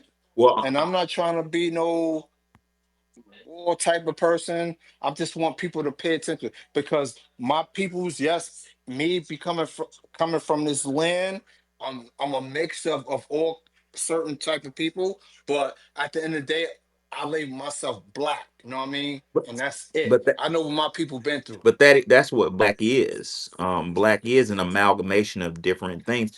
That's what makes us a new group. Is we're an amalgamation of different things, just like you. We're not African. We are a blend of different things, and we are that red native. We do have that Aboriginal. I mean, I'm not gonna say we are. I do have some red native. I have Aboriginal, but that's what American is. And back to your point of things not looking like, I'm paraphrasing you, but like it's coming from all these different places. Look at what our sister Dr. Welsing, her chart. It's one of my favorite charts of all time. Dr. Welsing says that it's coming from one central source. It just it appears to be coming from different places, but if you look at that inverted cone, that's it. Look at those dots at the top. They're not even touching each other. So we could say that's education, law, religion, labor. Neely Fuller says sex is in there, which is real interesting. You just put it in there. We talking about entertainment. We say music, theater, whatever. They don't look related. And if you interview them and say y'all are doing this to me, they'll start laughing at you. We have nothing to do with each other. But if you follow them down the levels, they all go to one central point of control. Now I know a couple things, but I don't know everything. My question is what is that one central point of control? And I'm gonna ask Mr. Freedom, who's controlling all of this evil, Mr. Freedom? Well, I appreciate you lobbing to me, and Hopefully, I could alley oop and dunk. Um, Let me demystify something, and hopefully that'll answer some of what you're asking me here. It's in the low here on this planet. It's in the lower chakra, and everything is about seeking to ascension to more logic and more going away from that base instinct, um, the sacral or the um, the primordial fluids, if you know what I'm getting at, right? So I'm gonna tie this all together by saying the music is used to control you because where the mind goes, the body follows, right? And words actually are like impregnating thoughts into your mind, all right? So, but it gets deeper than that. And in John 1:1, it says, "In the beginning was the Word, and the Word was with God, and the Word was God." Now, in secret societies, but also as it relates to, let's go Talmudic, or more specifically the Torah.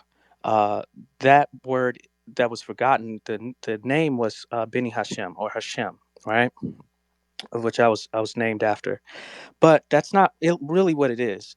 Um, it's actually the first word is the sound of copulation. It's the breathing. It's if you have your mouth closed and you breathe through your nose, it's like right. That's actually the that's actually the first sound of the word. It's actually it's sex. It's creation. That that is the word. Okay, that's actually what Hashem. That's to demystify what that means. The Bini Hashem. Okay, it's sex. To link to what you were saying, Professor, and I hope that that answers being able to control who comes, who incarnates. Um, if you're paying attention to the Oh stars and all that, I hear that what you is control. I hear what you're saying, but my question is, and if you don't know, that's okay because I don't know where who is con. Okay, so you have entertainment, education, law, labor, sex, education, religion. You have a whole bunch of not entities. You have a whole bunch of corporations that are spreading evil, right? Or highly organized that are spreading. So, for instance, you have the entertainment industry telling our children all this filth, right? Then you have um, something that's totally unrelated. You have the pharmaceutical companies doing, so, fill in the blank. They're not related, but they're following the same agenda. So, my question is who or what is driving this agenda? I can't say I know 100%, but I can tell you what I was told. That's Yeah, about please do. the best that I.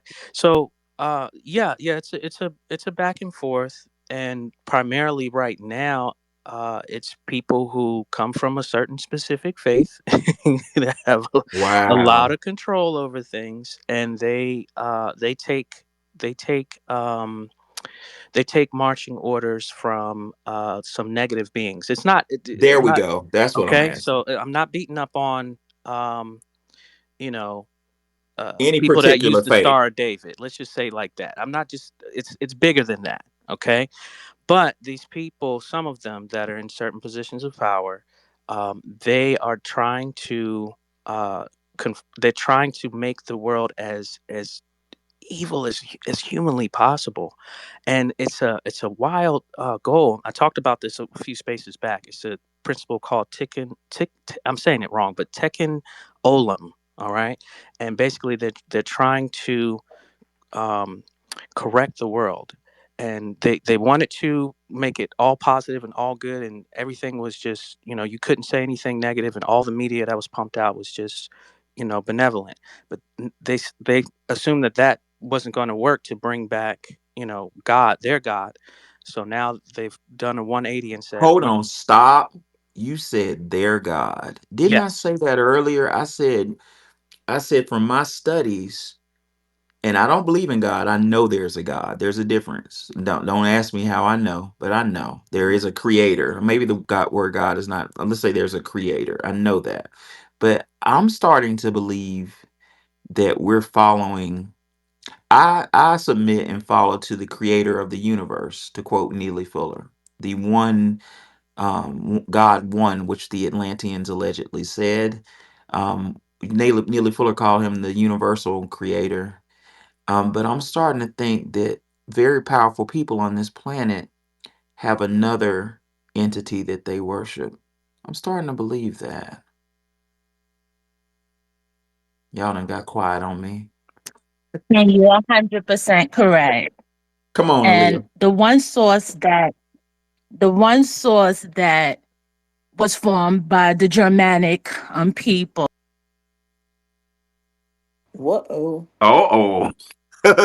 Dramatic. Hold Hey, on, hold hey, on. come back. Come Don't back, go Aaliyah. away. Come back. Oh, We're taking all Germanic shade. wow. She didn't get that out before somebody kicked Where her did down. she go? I didn't kick her down. Come on back. Come on back. That was Aaliyah? Yeah, it was. And she was right about to drop that bomb. And I somebody said, asked her to skirt. come back up. I just sent her a request. Wow. That's interesting. Yeah, she was over to Target. That was odd. Yeah. Aaliyah, come back. Cause I'm like at the edge of my seat. Crickets, crickets, crickets. Hey, I guess somebody don't She want me might to have got know. she might have got a call because that was very abrupt. Yeah, she might have She'll got a message me. call. She'll message me if You know, it's something. crazy. I got like 6% of that in me, and but I still keep myself straight, 100% black. She'll message me and That's let what me know black what happened. is. Whoa. I feel like she keeps trying to come up and she not. Hmm. Now, that's what we need to talk about. What's black? You remind me of that CB4 movie. He's like, I'm black, black, y'all. I'm black, y'all. Nah, yeah, I'm fucking What's black, black? nigga. What's Fuck you is talking black about? when you say I'm black? If you Is that born in African? Oh, it's just if you funny. born The if you CB4 born is hilarious. Melbourne, where I came from, then you'll be like, yeah, this nigga can't. He's for real. I believe you. I lived on rooftops in the Bronx, like before all these. You know what get me tight on some real shit for real? What get me tight is that how I seen how USA. I won't even call it America. I'm gonna call it USA. How it changed. Like how my peoples was always here, bro. Like you don't even know. Like we was supers, landlords, all that. And it turned to where they wanted to start burning down, blowing down buildings and all that, and just leave us out with jobs and all that. And then it wasn't no more where black people's landlords and supers no more. Like they fucked us up. Like bro, like serious. So when the drug pandemic happened, it really fucked up my peoples. You know what I'm saying? So me growing up in New York, I've seen all this shit. I'm like, yo, this shit is really fucked up. Like people right now, even though it's crazy, the shit is going crazy and everything. And I'm sorry for all these young kids going through it, but they gotta wake up. Hopefully they wake up and realize like this shit is not working for them. But they gotta wake up. But when my peoples went through it, they was putting AIDS in the communities. They was putting fucking all the dope. All they just fucked up the whole communities. Like I was in New York. Like I was a spoiled kid. Like chilling, and it went from dope to left, and all of a sudden I was just living on rooftops. A little kid sleeping on trains, breaking night. driving, riding from the Brooklyn, back and forth until where a conductor had to get up and be like, "Hey, wake me up," and like, "Hey," and I'm like, or to where somebody was trying to hurt me and all that, and then I was like, I can't live on the trains no more. I had to go on the fucking rooftops of a building where when you look on the top of the roof before you go outside is the roof, it's the stairwell, and then you go through the door to the rooftop.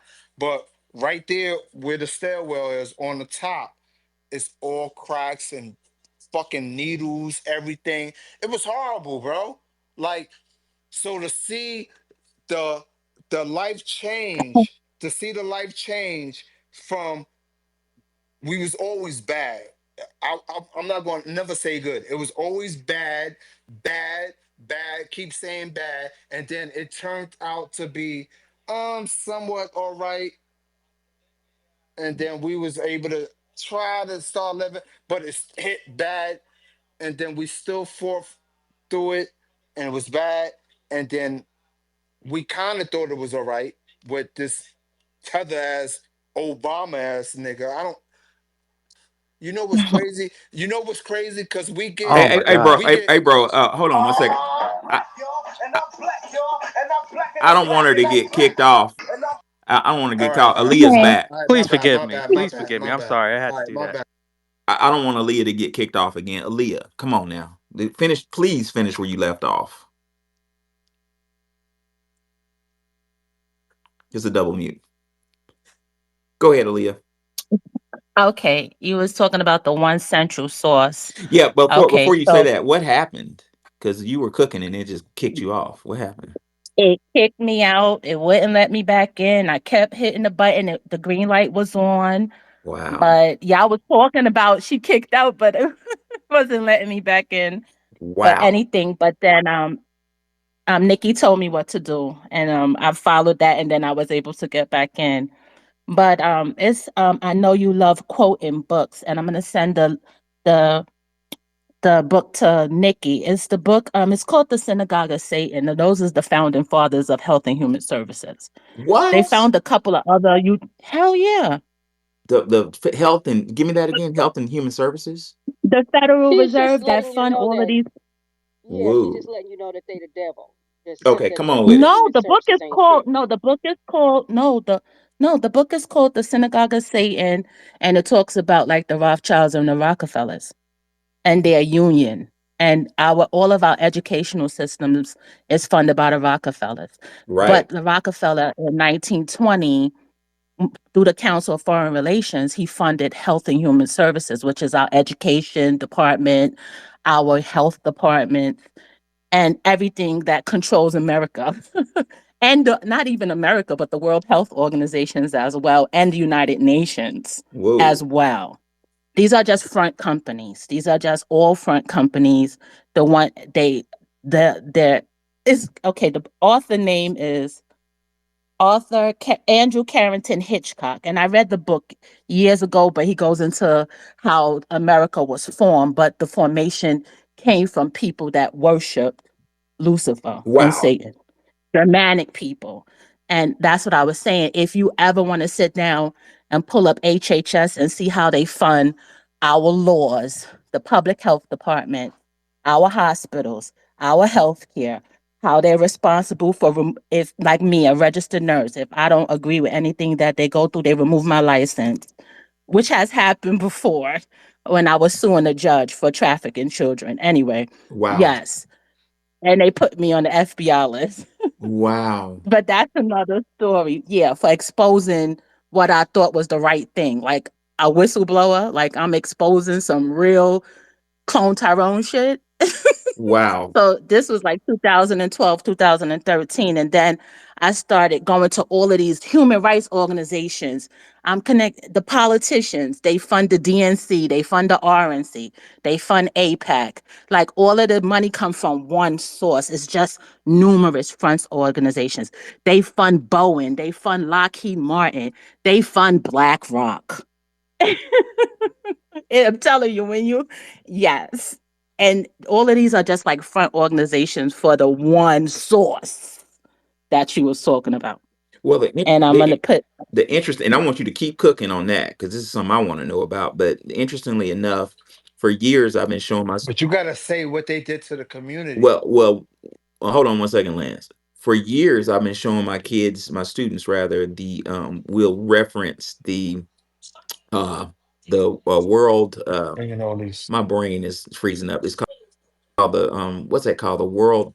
Oh Lord, I can't think of it. The thing that shows all the money. The world. Bank? the No. world It's a bank. That Ticker? no, Ticker? no, no. It's a website. It's a government website that shows all of our mm, debt. Nah, World you know debt mm-hmm. what clock. I World know debt that's clock. Debt right. clock. Debt clock. And It's and a what I'm brought saying. he all was that right. up, The debt but clock. she ain't bring up what it. Hey, hold on, Lance. Hold on. We don't do disruption here, bro. It's like we kind of like talking at once. But what I was saying, Aaliyah, is I've been for years, like at least 10 years, I've been looking at the World Debt Clock, which anybody can access, worlddebtclock.org. And it has to show us what, America's debt and all that stuff. And recently, like in the last several months, maybe 9 months, it used to have Federal Reserve on there. But Federal Reserve isn't Mm-hmm. on there. It's not on there anymore. So what's going on with that? They hide in their hand. They hide in their hand. And it's so funny. I grew up in New York City and they had that debt clock in 42nd Street. But at the end of the day, that debt clock is there for us because they steal hundreds of trillions of dollars. like they still they steal trillions and trillions of dollars for their black ops, what they call their dark money, their mercenary programs, their dark webs. Like that money is not up on the debt clock.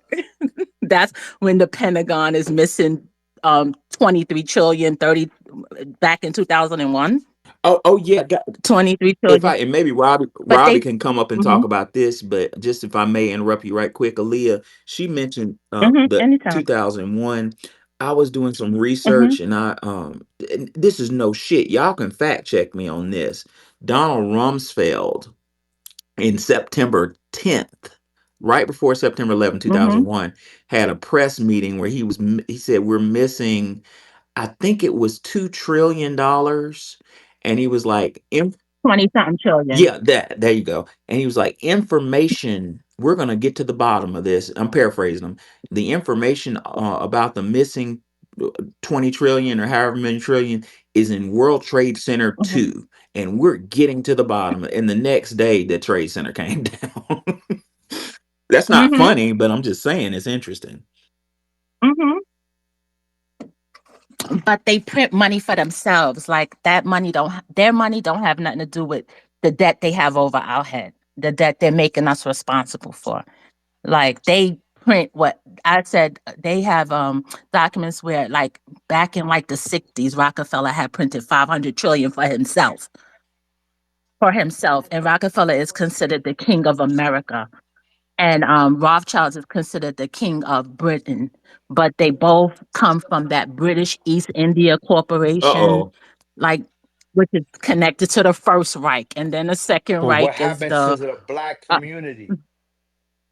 everything Hey, happened to us, babe. I'm hold on, A-poise. Lance. I don't What No, didn't happen to yeah. us? he can sit down there until she's done talking, and I'll bring her back up. Y- What Go ahead, Aaliyah. what didn't happen to us, boo? Mass incarceration, genocide, Hey, eugenics, Aaliyah, extermination, don't experiments. What didn't don't happen? don't don't get derailed. Get back to what you were talking about. You were cooking, and that kind of derailed you. Go back to what you were. Where is Yeah. this coming from? What is the ultimate source, and what's the plan?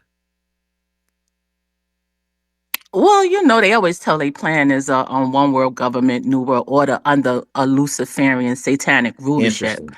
Like that's right. And like even they're preparing us by what they're doing over in the Middle East, where they're blowing babies apart and shredding them and slaughtering them. That's preparation because if you know those people, those European people over there, 99% of them Germanic, all friends, they come to America, rebrand themselves as white, and then come against us, you know. What's the But they do already you know the origin? mhm. Where are these Germanic people? What's their origin? Lucifer. That's what they was claiming with the work with like their occult and their worshiping that they was doing. Like I heard you mention earlier, Anton LaVey. They was all clicked in and down with each other. The Kissinger, all of them was involved in that. Mae Brussel is one of the best sources on earth. She been connected the dots from like the first Reich to the fourth Reich. Like I'm not like an expert at this. I followed her and then just expanded on different things her and Steve Coakley did, which is very important. But their origins is Satan, and they pretend to be, and they hate us. Remember, their war is really against religious Christians, and Lucifer war is against Christians, and the biggest Christian population in America is Black people as well. Right. Dang. Could you Right. when you get a chance, could you send me a in the back channel, DM me a list of reading? You mentioned a book. Type it for me so I can go by it and read it Hmm. because this is interesting to me. Okay, and yeah, these books kind of like gave a really good timeline of how even like the Satanization of society. They have a book called. They all talk about the Rothschilds, the Rockefeller, their eugenics program, War on the Weak, the Rothschilds, the Rockefeller, their eugenics program, and it's all rooted in Satanism. Like they're called. We call it colonization, but they call it Germanization. We call them like the colonizers. Germanization. Like if you Google Germanization of Jamaica, how they killed and did all of these things to Jamaicans. Germanization of Poland is real popular. Like it's thousands of documents. They don't call it, the Luciferians don't call it colonization. They call it Germanization. And a lot of things they do is germ warfare. You get it? Interesting. But yeah, 2020, 2021, germ warfare. Yeah. This is fascinating. But and it's easy to connect No, the don't laugh, dots. It's Tyrone. easy to connect No, them. she yeah, Hmm. don't laugh. It's no, that's serious. Cause like the COVID, the I'm gonna post this too. But if you go on and look at the USPTO, the patent for COVID, Hmm. Rothschild owns it. Hmm. What's the number with Hmm. that patent? Wasn't it funny number? Yeah, I think it's a funny number too. 666. I'm gonna post Yeah, I it. heard something. Probably 666, right? Yeah, I've tried to look at y'all send me all this information. I tried to look it up and AI kind of like blocked me, It's play Hmm. online. defense. I'm gonna post it down in the purple pill. Wow. Appreciate it. We're gonna get a couple more speakers. Go ahead. Yeah. Thank you so much, Aaliyah. Please don't forget to send me that reading because I needed. I got some work to do. You gave me some homework. Um, the red. Let's see what he got to say. What's up? So I don't want everybody to fight with each other. So again, this channel, what I've heard already is great. It Where are you shows from? that, Where are you Yeah, from? yeah. Hold on. Let's slow it up. uh, Where are you from? What's your lineage? so I'm half black, Okay, and half what? white. By black, what do you mean? No, my mom's black. What type of What black? type? She's black. Like, Eh, I don't that- know what my it- grandma You grew up don't in know. Columbus, Ohio. Okay. all right. Like, what, like, so for me, it's why, like, this is where I get upset when I talk to people because they try to tell Well, me that hold my on, hold on. heritage. I didn't ask you about getting upset, sir. I'm just trying to get some ground information before we go further with your submission. We have to know information about you. So you said Yeah, your mother is black. There are different types of black from yeah. Ohio by way of what? Of where? Excuse me. No, my mom's mom was black. My mom is black, That's light not the skinned, but question. Cherokee. We didn't ask Like, all that. how is that a bad thing? We No, didn't no, say a no, sir. whole You thing. said it was a bad thing. I never said it was a bad thing. I'm just trying to find that information. I have neither negative nor positive value on anything you said. You put a negative value on what you said, which is interesting. But my next question to you is what type of white is your father? No, he's Polish. And so Polish. somebody had said Oh Poland. boy. So you can Why did you say, easily oh say boy? that the white first part is Polish, but you can't easily tell us what type of black. the thick your Exactly. black fur is. So I can say African Busted. American. Busted. No, no, you're saying We're not busted. I can say African African. American, Black American. Is it African American or Black American? Black American. Why are you asking me? Why don't you know? Are you You white? enjoy being called Black American, or Are do you you enjoy No. inebriated? being Are called? Do you enjoy being called African American? Which one do you feel comfortable being called? do you want to know what I used to get called in school? No, No, no, no. This, What this, did you? this, don't No, I I want trauma to know dump what on I sir, want to me. know sir. what you This was space ain't about called. Hold you. on. Yeah, don't trauma dump what happened to your Yeah, we don't have behind time us, for it. though. I don't want to hear any tragic mulatto stories because I hear the shit they said that preceded them getting punched upside the damn head. So be quiet. Next. I'm on the floor here, honey. Had a talk no. with Who you said that? about knocking me on the Me. floor. What? Learn to read the app. Hey, don't be mad at. No, you talking about me. I said Polish. Don't be mad at me because I I'm not revealed mad about. at No, no, you. no. I'm Listen, I talked respecting that about you said Radio Polish. Werewolf and Nicholas Schwerik. I can't pronounce those kind of names. I don't care about all them consonants in And those names. nobody can because that's why they change it and make it Americanized. They can't even say it. That's why they were drawing an X. Mm-hmm. So the red, you said that your mom is black by way of Ohio. What I'm trying to understand is we historically we didn't come from Ohio.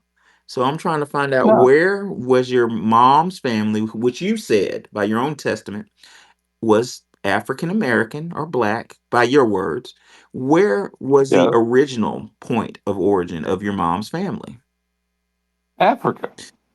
You're not listening to me. See, I'm starting not to believe this. Never mind. Like, how do you not? Did you grow up with your mother or father? What we looking at? I grew up with both my mother and father. And your mother, did you hang out with your grandmother?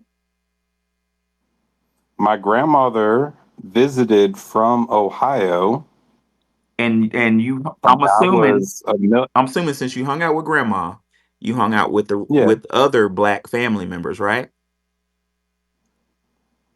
And when I could, Where because were my they from? grandpa, Where were they from? no, they were from Africa.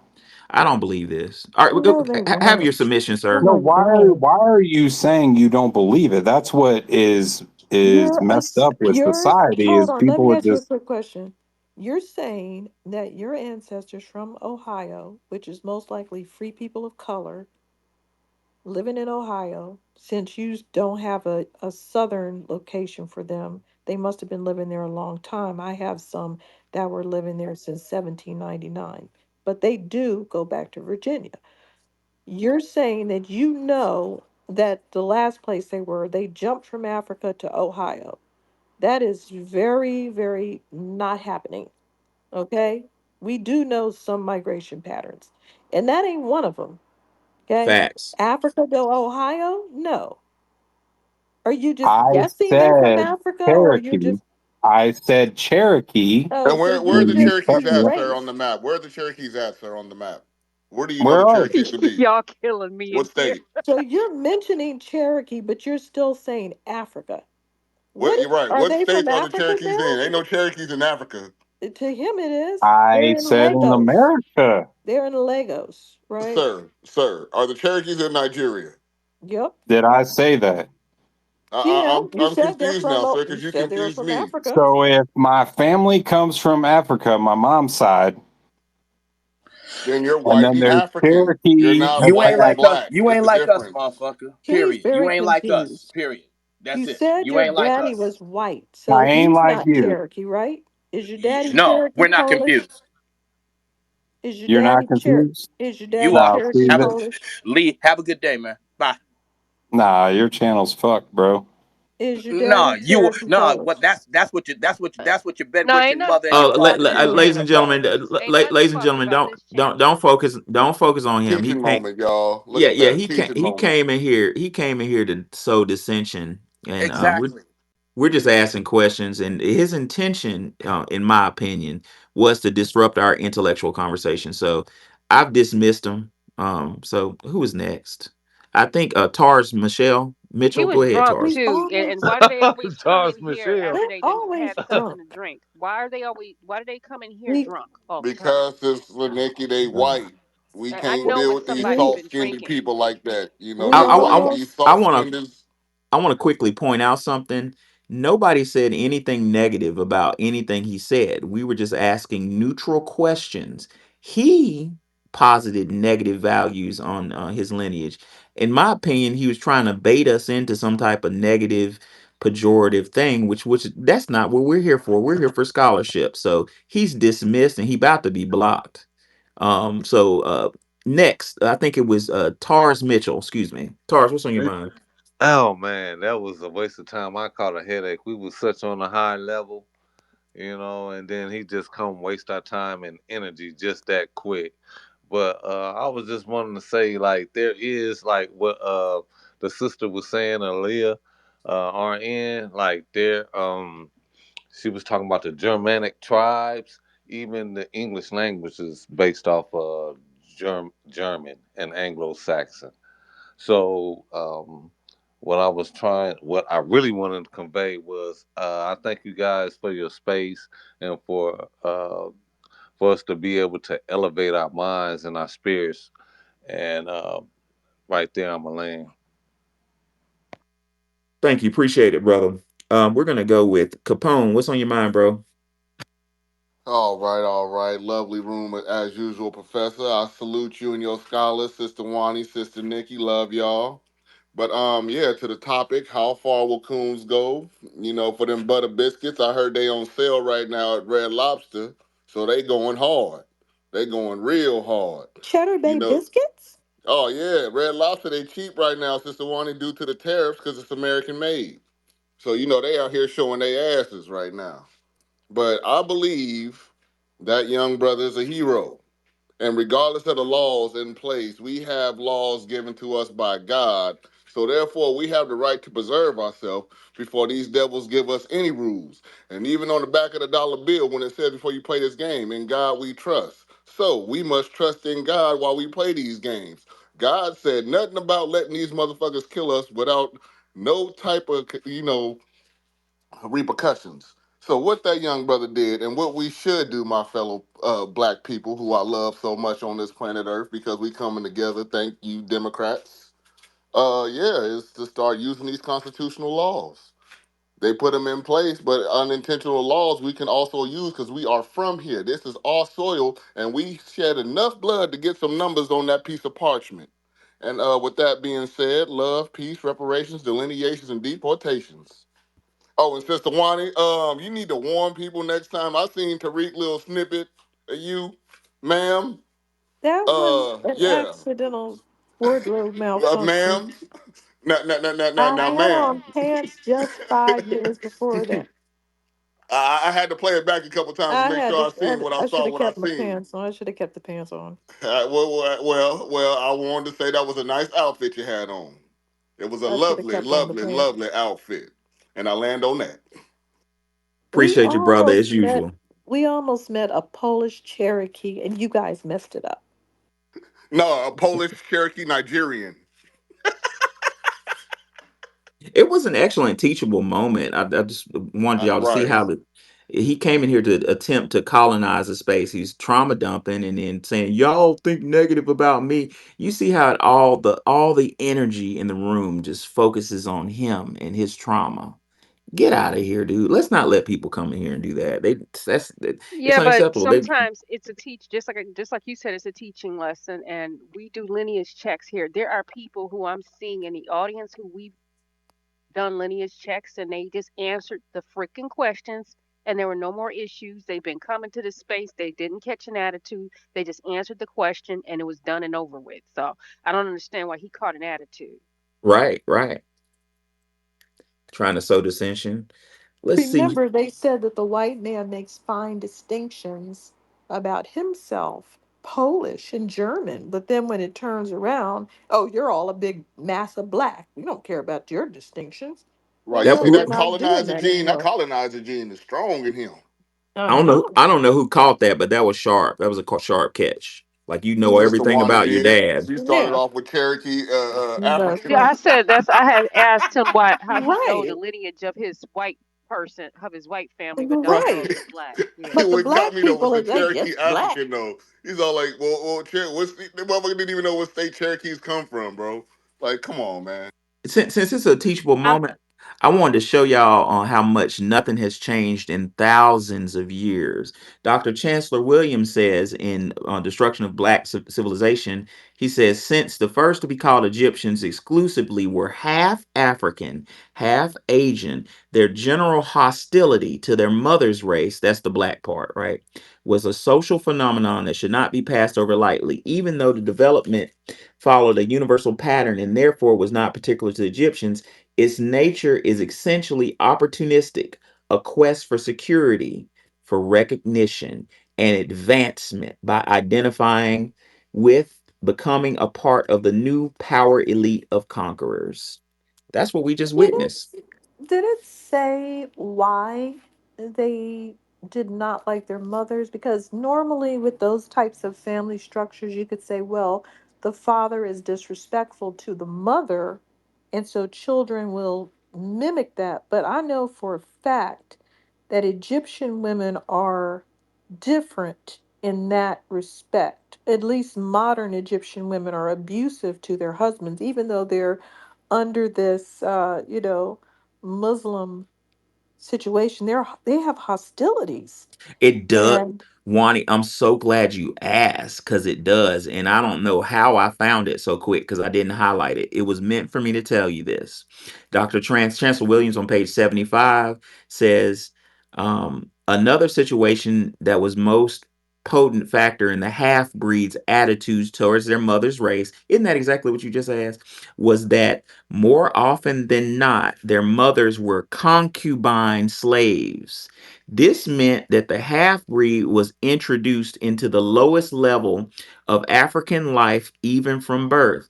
Concubinage was so general that it overshadowed the smaller number of African women who were legitimate wives of Asians. Let's stop right there. okay, so the concubine is why they were hostile toward their mothers. my Interesting. my mother's not even human. You know, she's beneath my Hmm. daddy. But you see that even with, and I'm not going to say any names, but even with some of our celebrities who are black who marry the dominant society, their mothers get treated kind of subservient.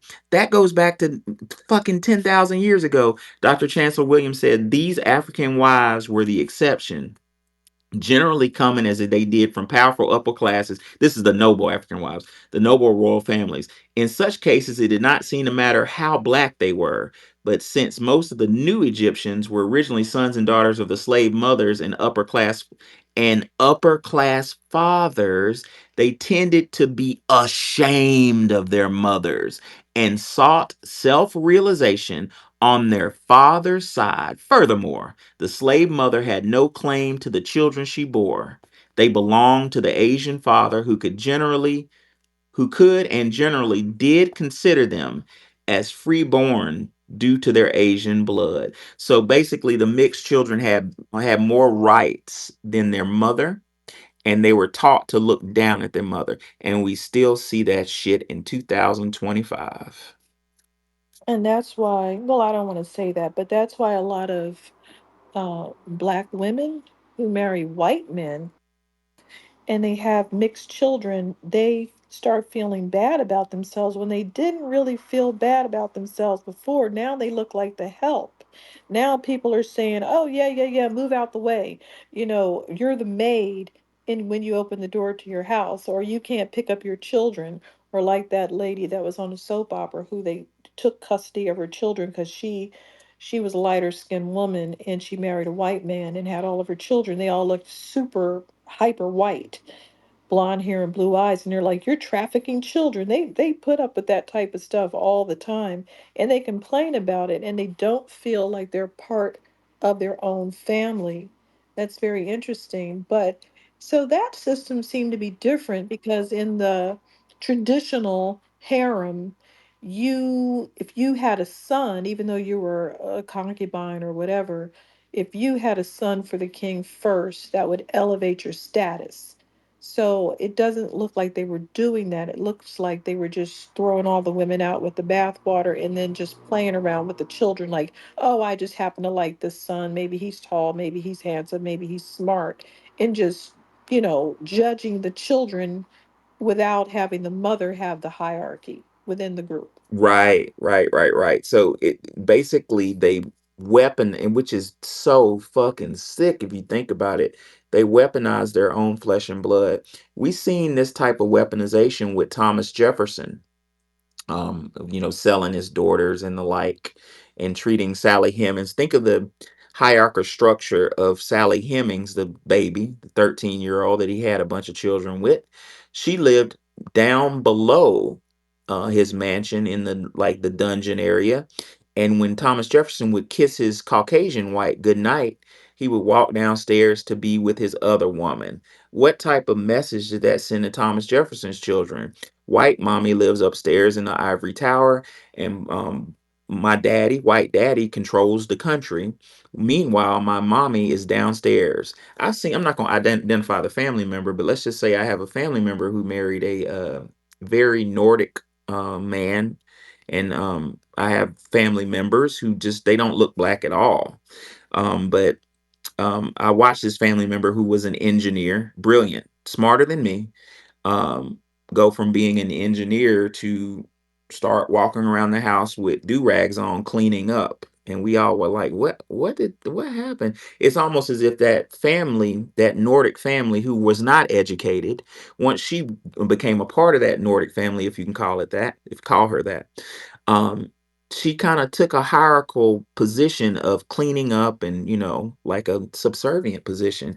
It's very interesting and very dangerous because now you have children who have kind of an entryway into foundational Black American society, but not all of them, but some of them have vitriol and destroy us from within. That's why history is important, ladies and gentlemen. We're gonna get a couple more speakers and we're gonna call it a night. Fire Nagy. Oh, I'm sorry, Xavier was here before Fire Nagy. Xavier, go ahead. Hello. Hello everybody. How y'all doing? What's up, bro? What time is it in the States? In Atlanta, it's 11:58. Okay. It's almost one. It's what you call it? It's 12:58 here in Tokyo. Anyway, I'm good to hear. I like the way you handled that. I like the way you handled that cave dweller. I appreciate that. That was just with the questions and everything, because what you primarily do is projection is the main characteristic of a sociopath. And that's exactly what you're dealing with when you're dealing with these, what is it? I'm gonna say it, white supremacists. Because does any of you remember, what was it, Game of Thrones? Yes or Yep, no? I Yep. still watch that. Okay, so you remember Jon Snow, right? Yep, the half breed, but Yeah, he exactly. had the dragon blood in him. Well, but the reason why I'm saying this, it was like there was a reason why the bastards only hope for one thing: recognition by the family in power. Am I right or wrong? I believe so. See now, and even then, when Dr. John Henry Clark, there's that one book that he did not read, that he did not write, called "The Role of the Bastards in History," and how they constantly undermine what is it, black rebellion. Right. Even since the plantations and everything, the one that always snitched was that damn mulatto. Am I right or wrong? The house nigga. Exactly, the house nigga, and 9 times out of 10, the house nigga was Master's Or kids. the Am I or the right or nigga wrong? that want to be the house nigga, the Sambo. Exactly. Because again, when it comes to like all this, the Negro Greeks, what were they? The Boule, these Negro Greeks, they were these Yup. mulattoes, Yup. and they were these house niggas. See, now tell me something. Where in Greece is Africa? Where in Africa is Greece? Nobody seemed to ask that question. It's like, wait a minute, where on the continent of Africa is Or the Greece? Cherokees. Where the Cherokees at Nigeria? Yeah, it's like, motherfucker, what? It's like, so the thing is, it's like, like Sun Tzu says, Invincibility is in our hands. The chance to defeat, the chance to conquer is in their hands. We keep accepting these motherfuckers thinking, oh, they black like us. They all like, no, no, no, no, no, no. Get the fuck out. We're not, we as a people are not obligated to accept bullshit. This is why Willie Lynch kept telling these slave masters as well as these overseers, anytime you see a black woman, lay with them as much as you can. So what's the main weapon that they use? To create confusion. And see, for the first time and everything over the past 3 years, the fact that we're delineating, the fact that we're being God and renaming and redefining who we are, foundational Black America, notice the lack of confusion. Yep, everything's clear. You see again, what like what is it like Neely Fuller, like Francis Cress Wilson said, you must clarity. And what I learned from Robert Kiyosaki like years and years ago, before all the books he made and everything, clarity leads to power. Confusion leads to Jasmine Crockett. Yeah, yeah, and I love my family. Don't y'all get me wrong. No, no, me too. But I'm my family. My I'm talking family's from about Lake Charles. my personal family, and like Yeah, yeah. and We hey, I got twins. we're mixed up, and Mm-hmm. Yeah. those genes, that occasional Mm-hmm. blue eyes and red Mm-hmm. hair, Green eyes. Mm-hmm. that creates confusion because It's designed to create confusion. yep, That's part of the system. Because again, we have two things. So, because I'm gonna get everybody real clear in about 5 freaking minutes. Okay, on two sides of the chessboard, you have one side is white supremacy, the other side is black empowerment. The only thing you have to do is ask yourself on the pieces of the board, which pieces belong to white supremacy that they're playing, and which pieces are ours doing black empowerment. That's it. See, now when it comes to tethers, mulattoes, half breeds, some tragic motherfuckers, when it comes to coons, the HBCUs, the Congressional Tether Caucus, and all these other motherfuckers, and people of color, all that, are they on the side of white supremacy? Is white supremacy moving them, or are they moving? Are we moving them? Are we moving these pieces? That should clear that shit up, because when this dude came up like, well, I'm half white. I'm like, you ain't our piece. you ain't our piece, man. We can't move you. Get off the board. When you see these Negro pastors at these plantation churches doing anything, it's like, wait a minute. Oh, brother, not even that though. He said he was raised mostly with his father though, so he barely well, seen well, any black well, Well, people. that's about. if I should be perfectly honest, Mm-hmm, at this point in my life, I can tell in it's hard to explain, but I can almost tell in your voice mm-hmm, what you are. mm-hmm, And I'm not sure, in my opinion, mm-hmm. I'm not sure if anybody was black. I think he was coming in here just to do his Oh well, thing. but see, here's the thing though. In our spirituality, it says it says you will know the truth when you hear it. You heard it. Right. Yeah, he It's ain't like like us. you will know the truth when you hear it. And it's like, wait a minute, you're talking, and again, 90% of communication is nonverbal. It's your tone. Right, right. It's not the word you use, it's how you use them. It's the tone. And I'm like, yeah, it's a white suit. Yeah, yeah, dude. I get some on the BMX, and I'll do this, and I'm here at Cherokee. I'm like, and when you ask them a serious question, when you just ask them just a regular question, oh, what kind of black? Well, I'm black and everything, and you're gonna say this, and I'm like, thank you. You're already telling me exactly what you need to know. But you're telling us exactly what you need to know, what we need to know. Right. You just thank you for telling on yourself. But even then, it's like when it comes to like the whole paper, when it comes to the paper bag, the HBCUs, when it comes to all that, we need to understand these motherfuckers ain't with us. They're No, no not. cap. Because again, you don't have. It's like if we're trying to end white supremacy over us in all 9 areas of activity. White supremacy they control their side of all 9 areas of activity. That's what they got to do. Right. Now, if our mission is to do what? Well, Thank you. bro, we're kind of running out of Okay, time I'm done. tonight. I No, I'm at appreciate my your place. submission. We're gonna go to Stacy, and Fire Nagy will have the last words. Go ahead, Miss Stacy.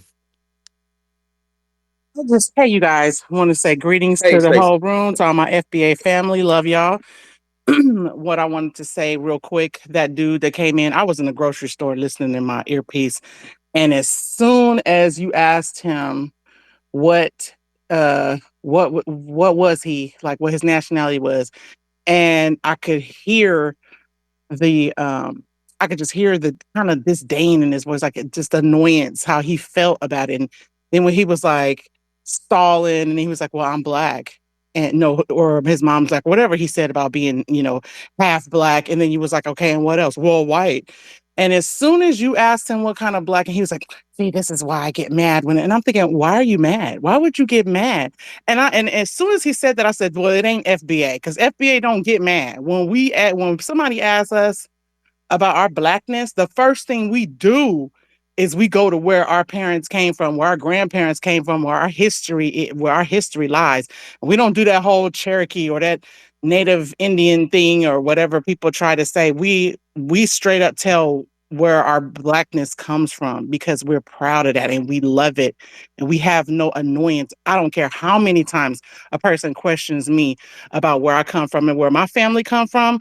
I am proudly going to stand up and tell you. What I can't stand is when people ask me, what am I mixed with? Which one of my parents is white? It's like, yeah, I got a great great grandfather who was a German man, but I said, that's so far removed from me. By the time it gets to me, I'm black. I just happen to be light skinned. That's it. I might be a little melanated challenge, but I am very black. Don't play with me. So, and I'm proud of that. Family from Mississippi, mom's side from Texas. I was told about I remember my grandma sitting me down, showing me pictures of her grandmother, telling me when she was born, right when slavery had ended and all that stuff.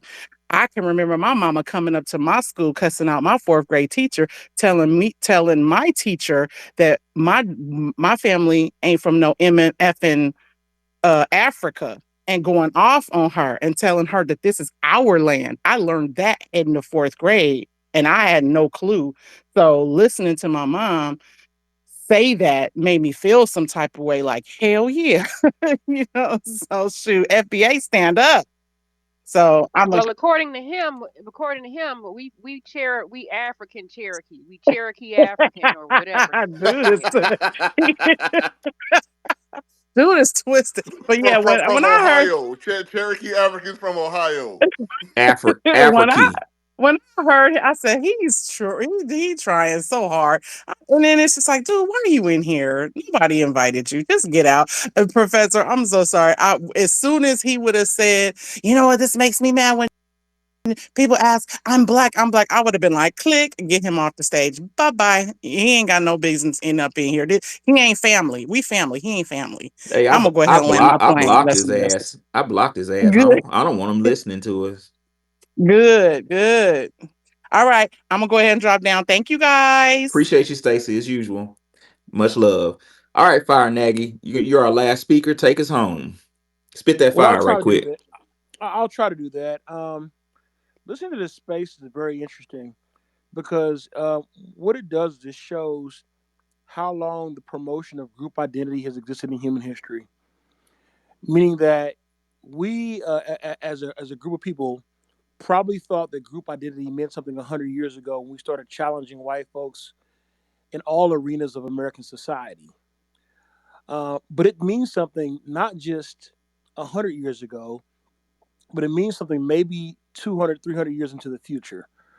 Um, I like the space because I pulled from that deeper meaning.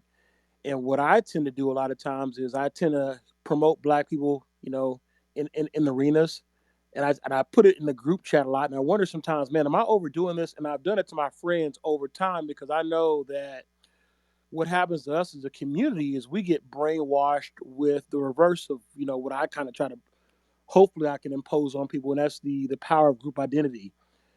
The notion that a child would want to become more of his Arabic father because he looks down on his Black mother is something that I can kind of see in our community.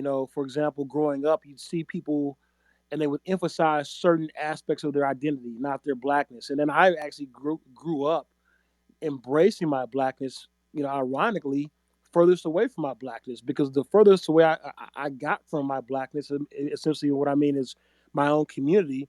My mom moved us out to the suburbs, and we were a minority and we were always faced with going against the majority, and we were just dominating them. And that is how I learned how great we were, because I'm like, it was like 10 of us, and we were always winning in everything against like the other 90 white kids.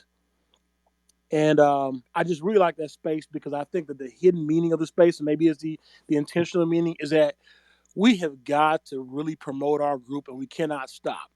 And I love how people have rallied behind Carmelo Anthony in his struggle and what he's going through, because at the end of the day, they'll promote the wrongest white person, okay, in order to gaslight black people, or in order to promote their image of valor and virtue.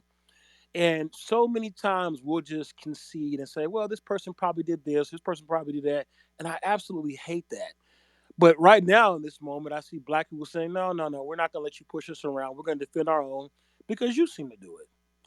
And so I hope from this space, a lot of people can gain, or have already gained, the true meaning of it. And that is, promote your group. Talk about your group positively. If you have anything to say about your group negatively, don't say it around any other group. Have that conversation among each other, because at the end of the day, we're trying to we're trying to win the game of the image. Okay, every group is trying to make themselves look better than the next, and your children will be affected by it, as we understand with the children of the Arabs and the children of the black women. Your children are affected by your image. Your children feel, if you're a group of people, if they're weak or if they're strong, if they're resilient or if they just cave and give up. And love black people. I will always defend our image, and I will always promote that image. And I hope that we learn this in this space, to constantly promote our image, show the great things about our people, because we are great. We're greater than most of humans in human history. And with that, I yield the floor. Oh yeah, and that's the whole point. Is we have a wonderful image, and that we have a lot to be proud of. And unlike the Pilgrims, we are foundational to this nation.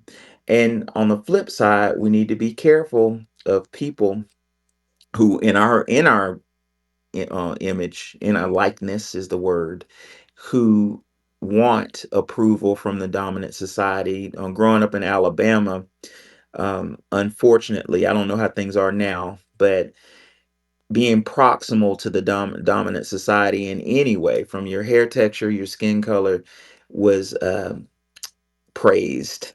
You would have. I went to high school with a sister, real beautiful chocolate sister, who would get up and brag on having a Japanese grandmother somewhere. I was like, why don't you just be proud of who you are? But that's the poison that that's been implanted in our mind, that I'm proud to say we're getting out. Back in the day, they used to drill mercury in your mouth, mercury in your teeth. Mercury is a toxic poison, but people have had sense enough to go see the dentist and have the mercury taken out. And we're taking out ideology that we are not good enough, when in fact we are the foundation. Without us, everything, like a goddamn game of Jenga, everything in this country would collapse on the fucking table. I love y'all. I enjoyed tonight. It was very powerful. Wani, did you have any last words? Good night, everybody. Nikki? Good night, everybody. Good night. All right, peace out. I'll see y'all next time. We got a hot topic for y'all tomorrow, so stay tuned. Peace out.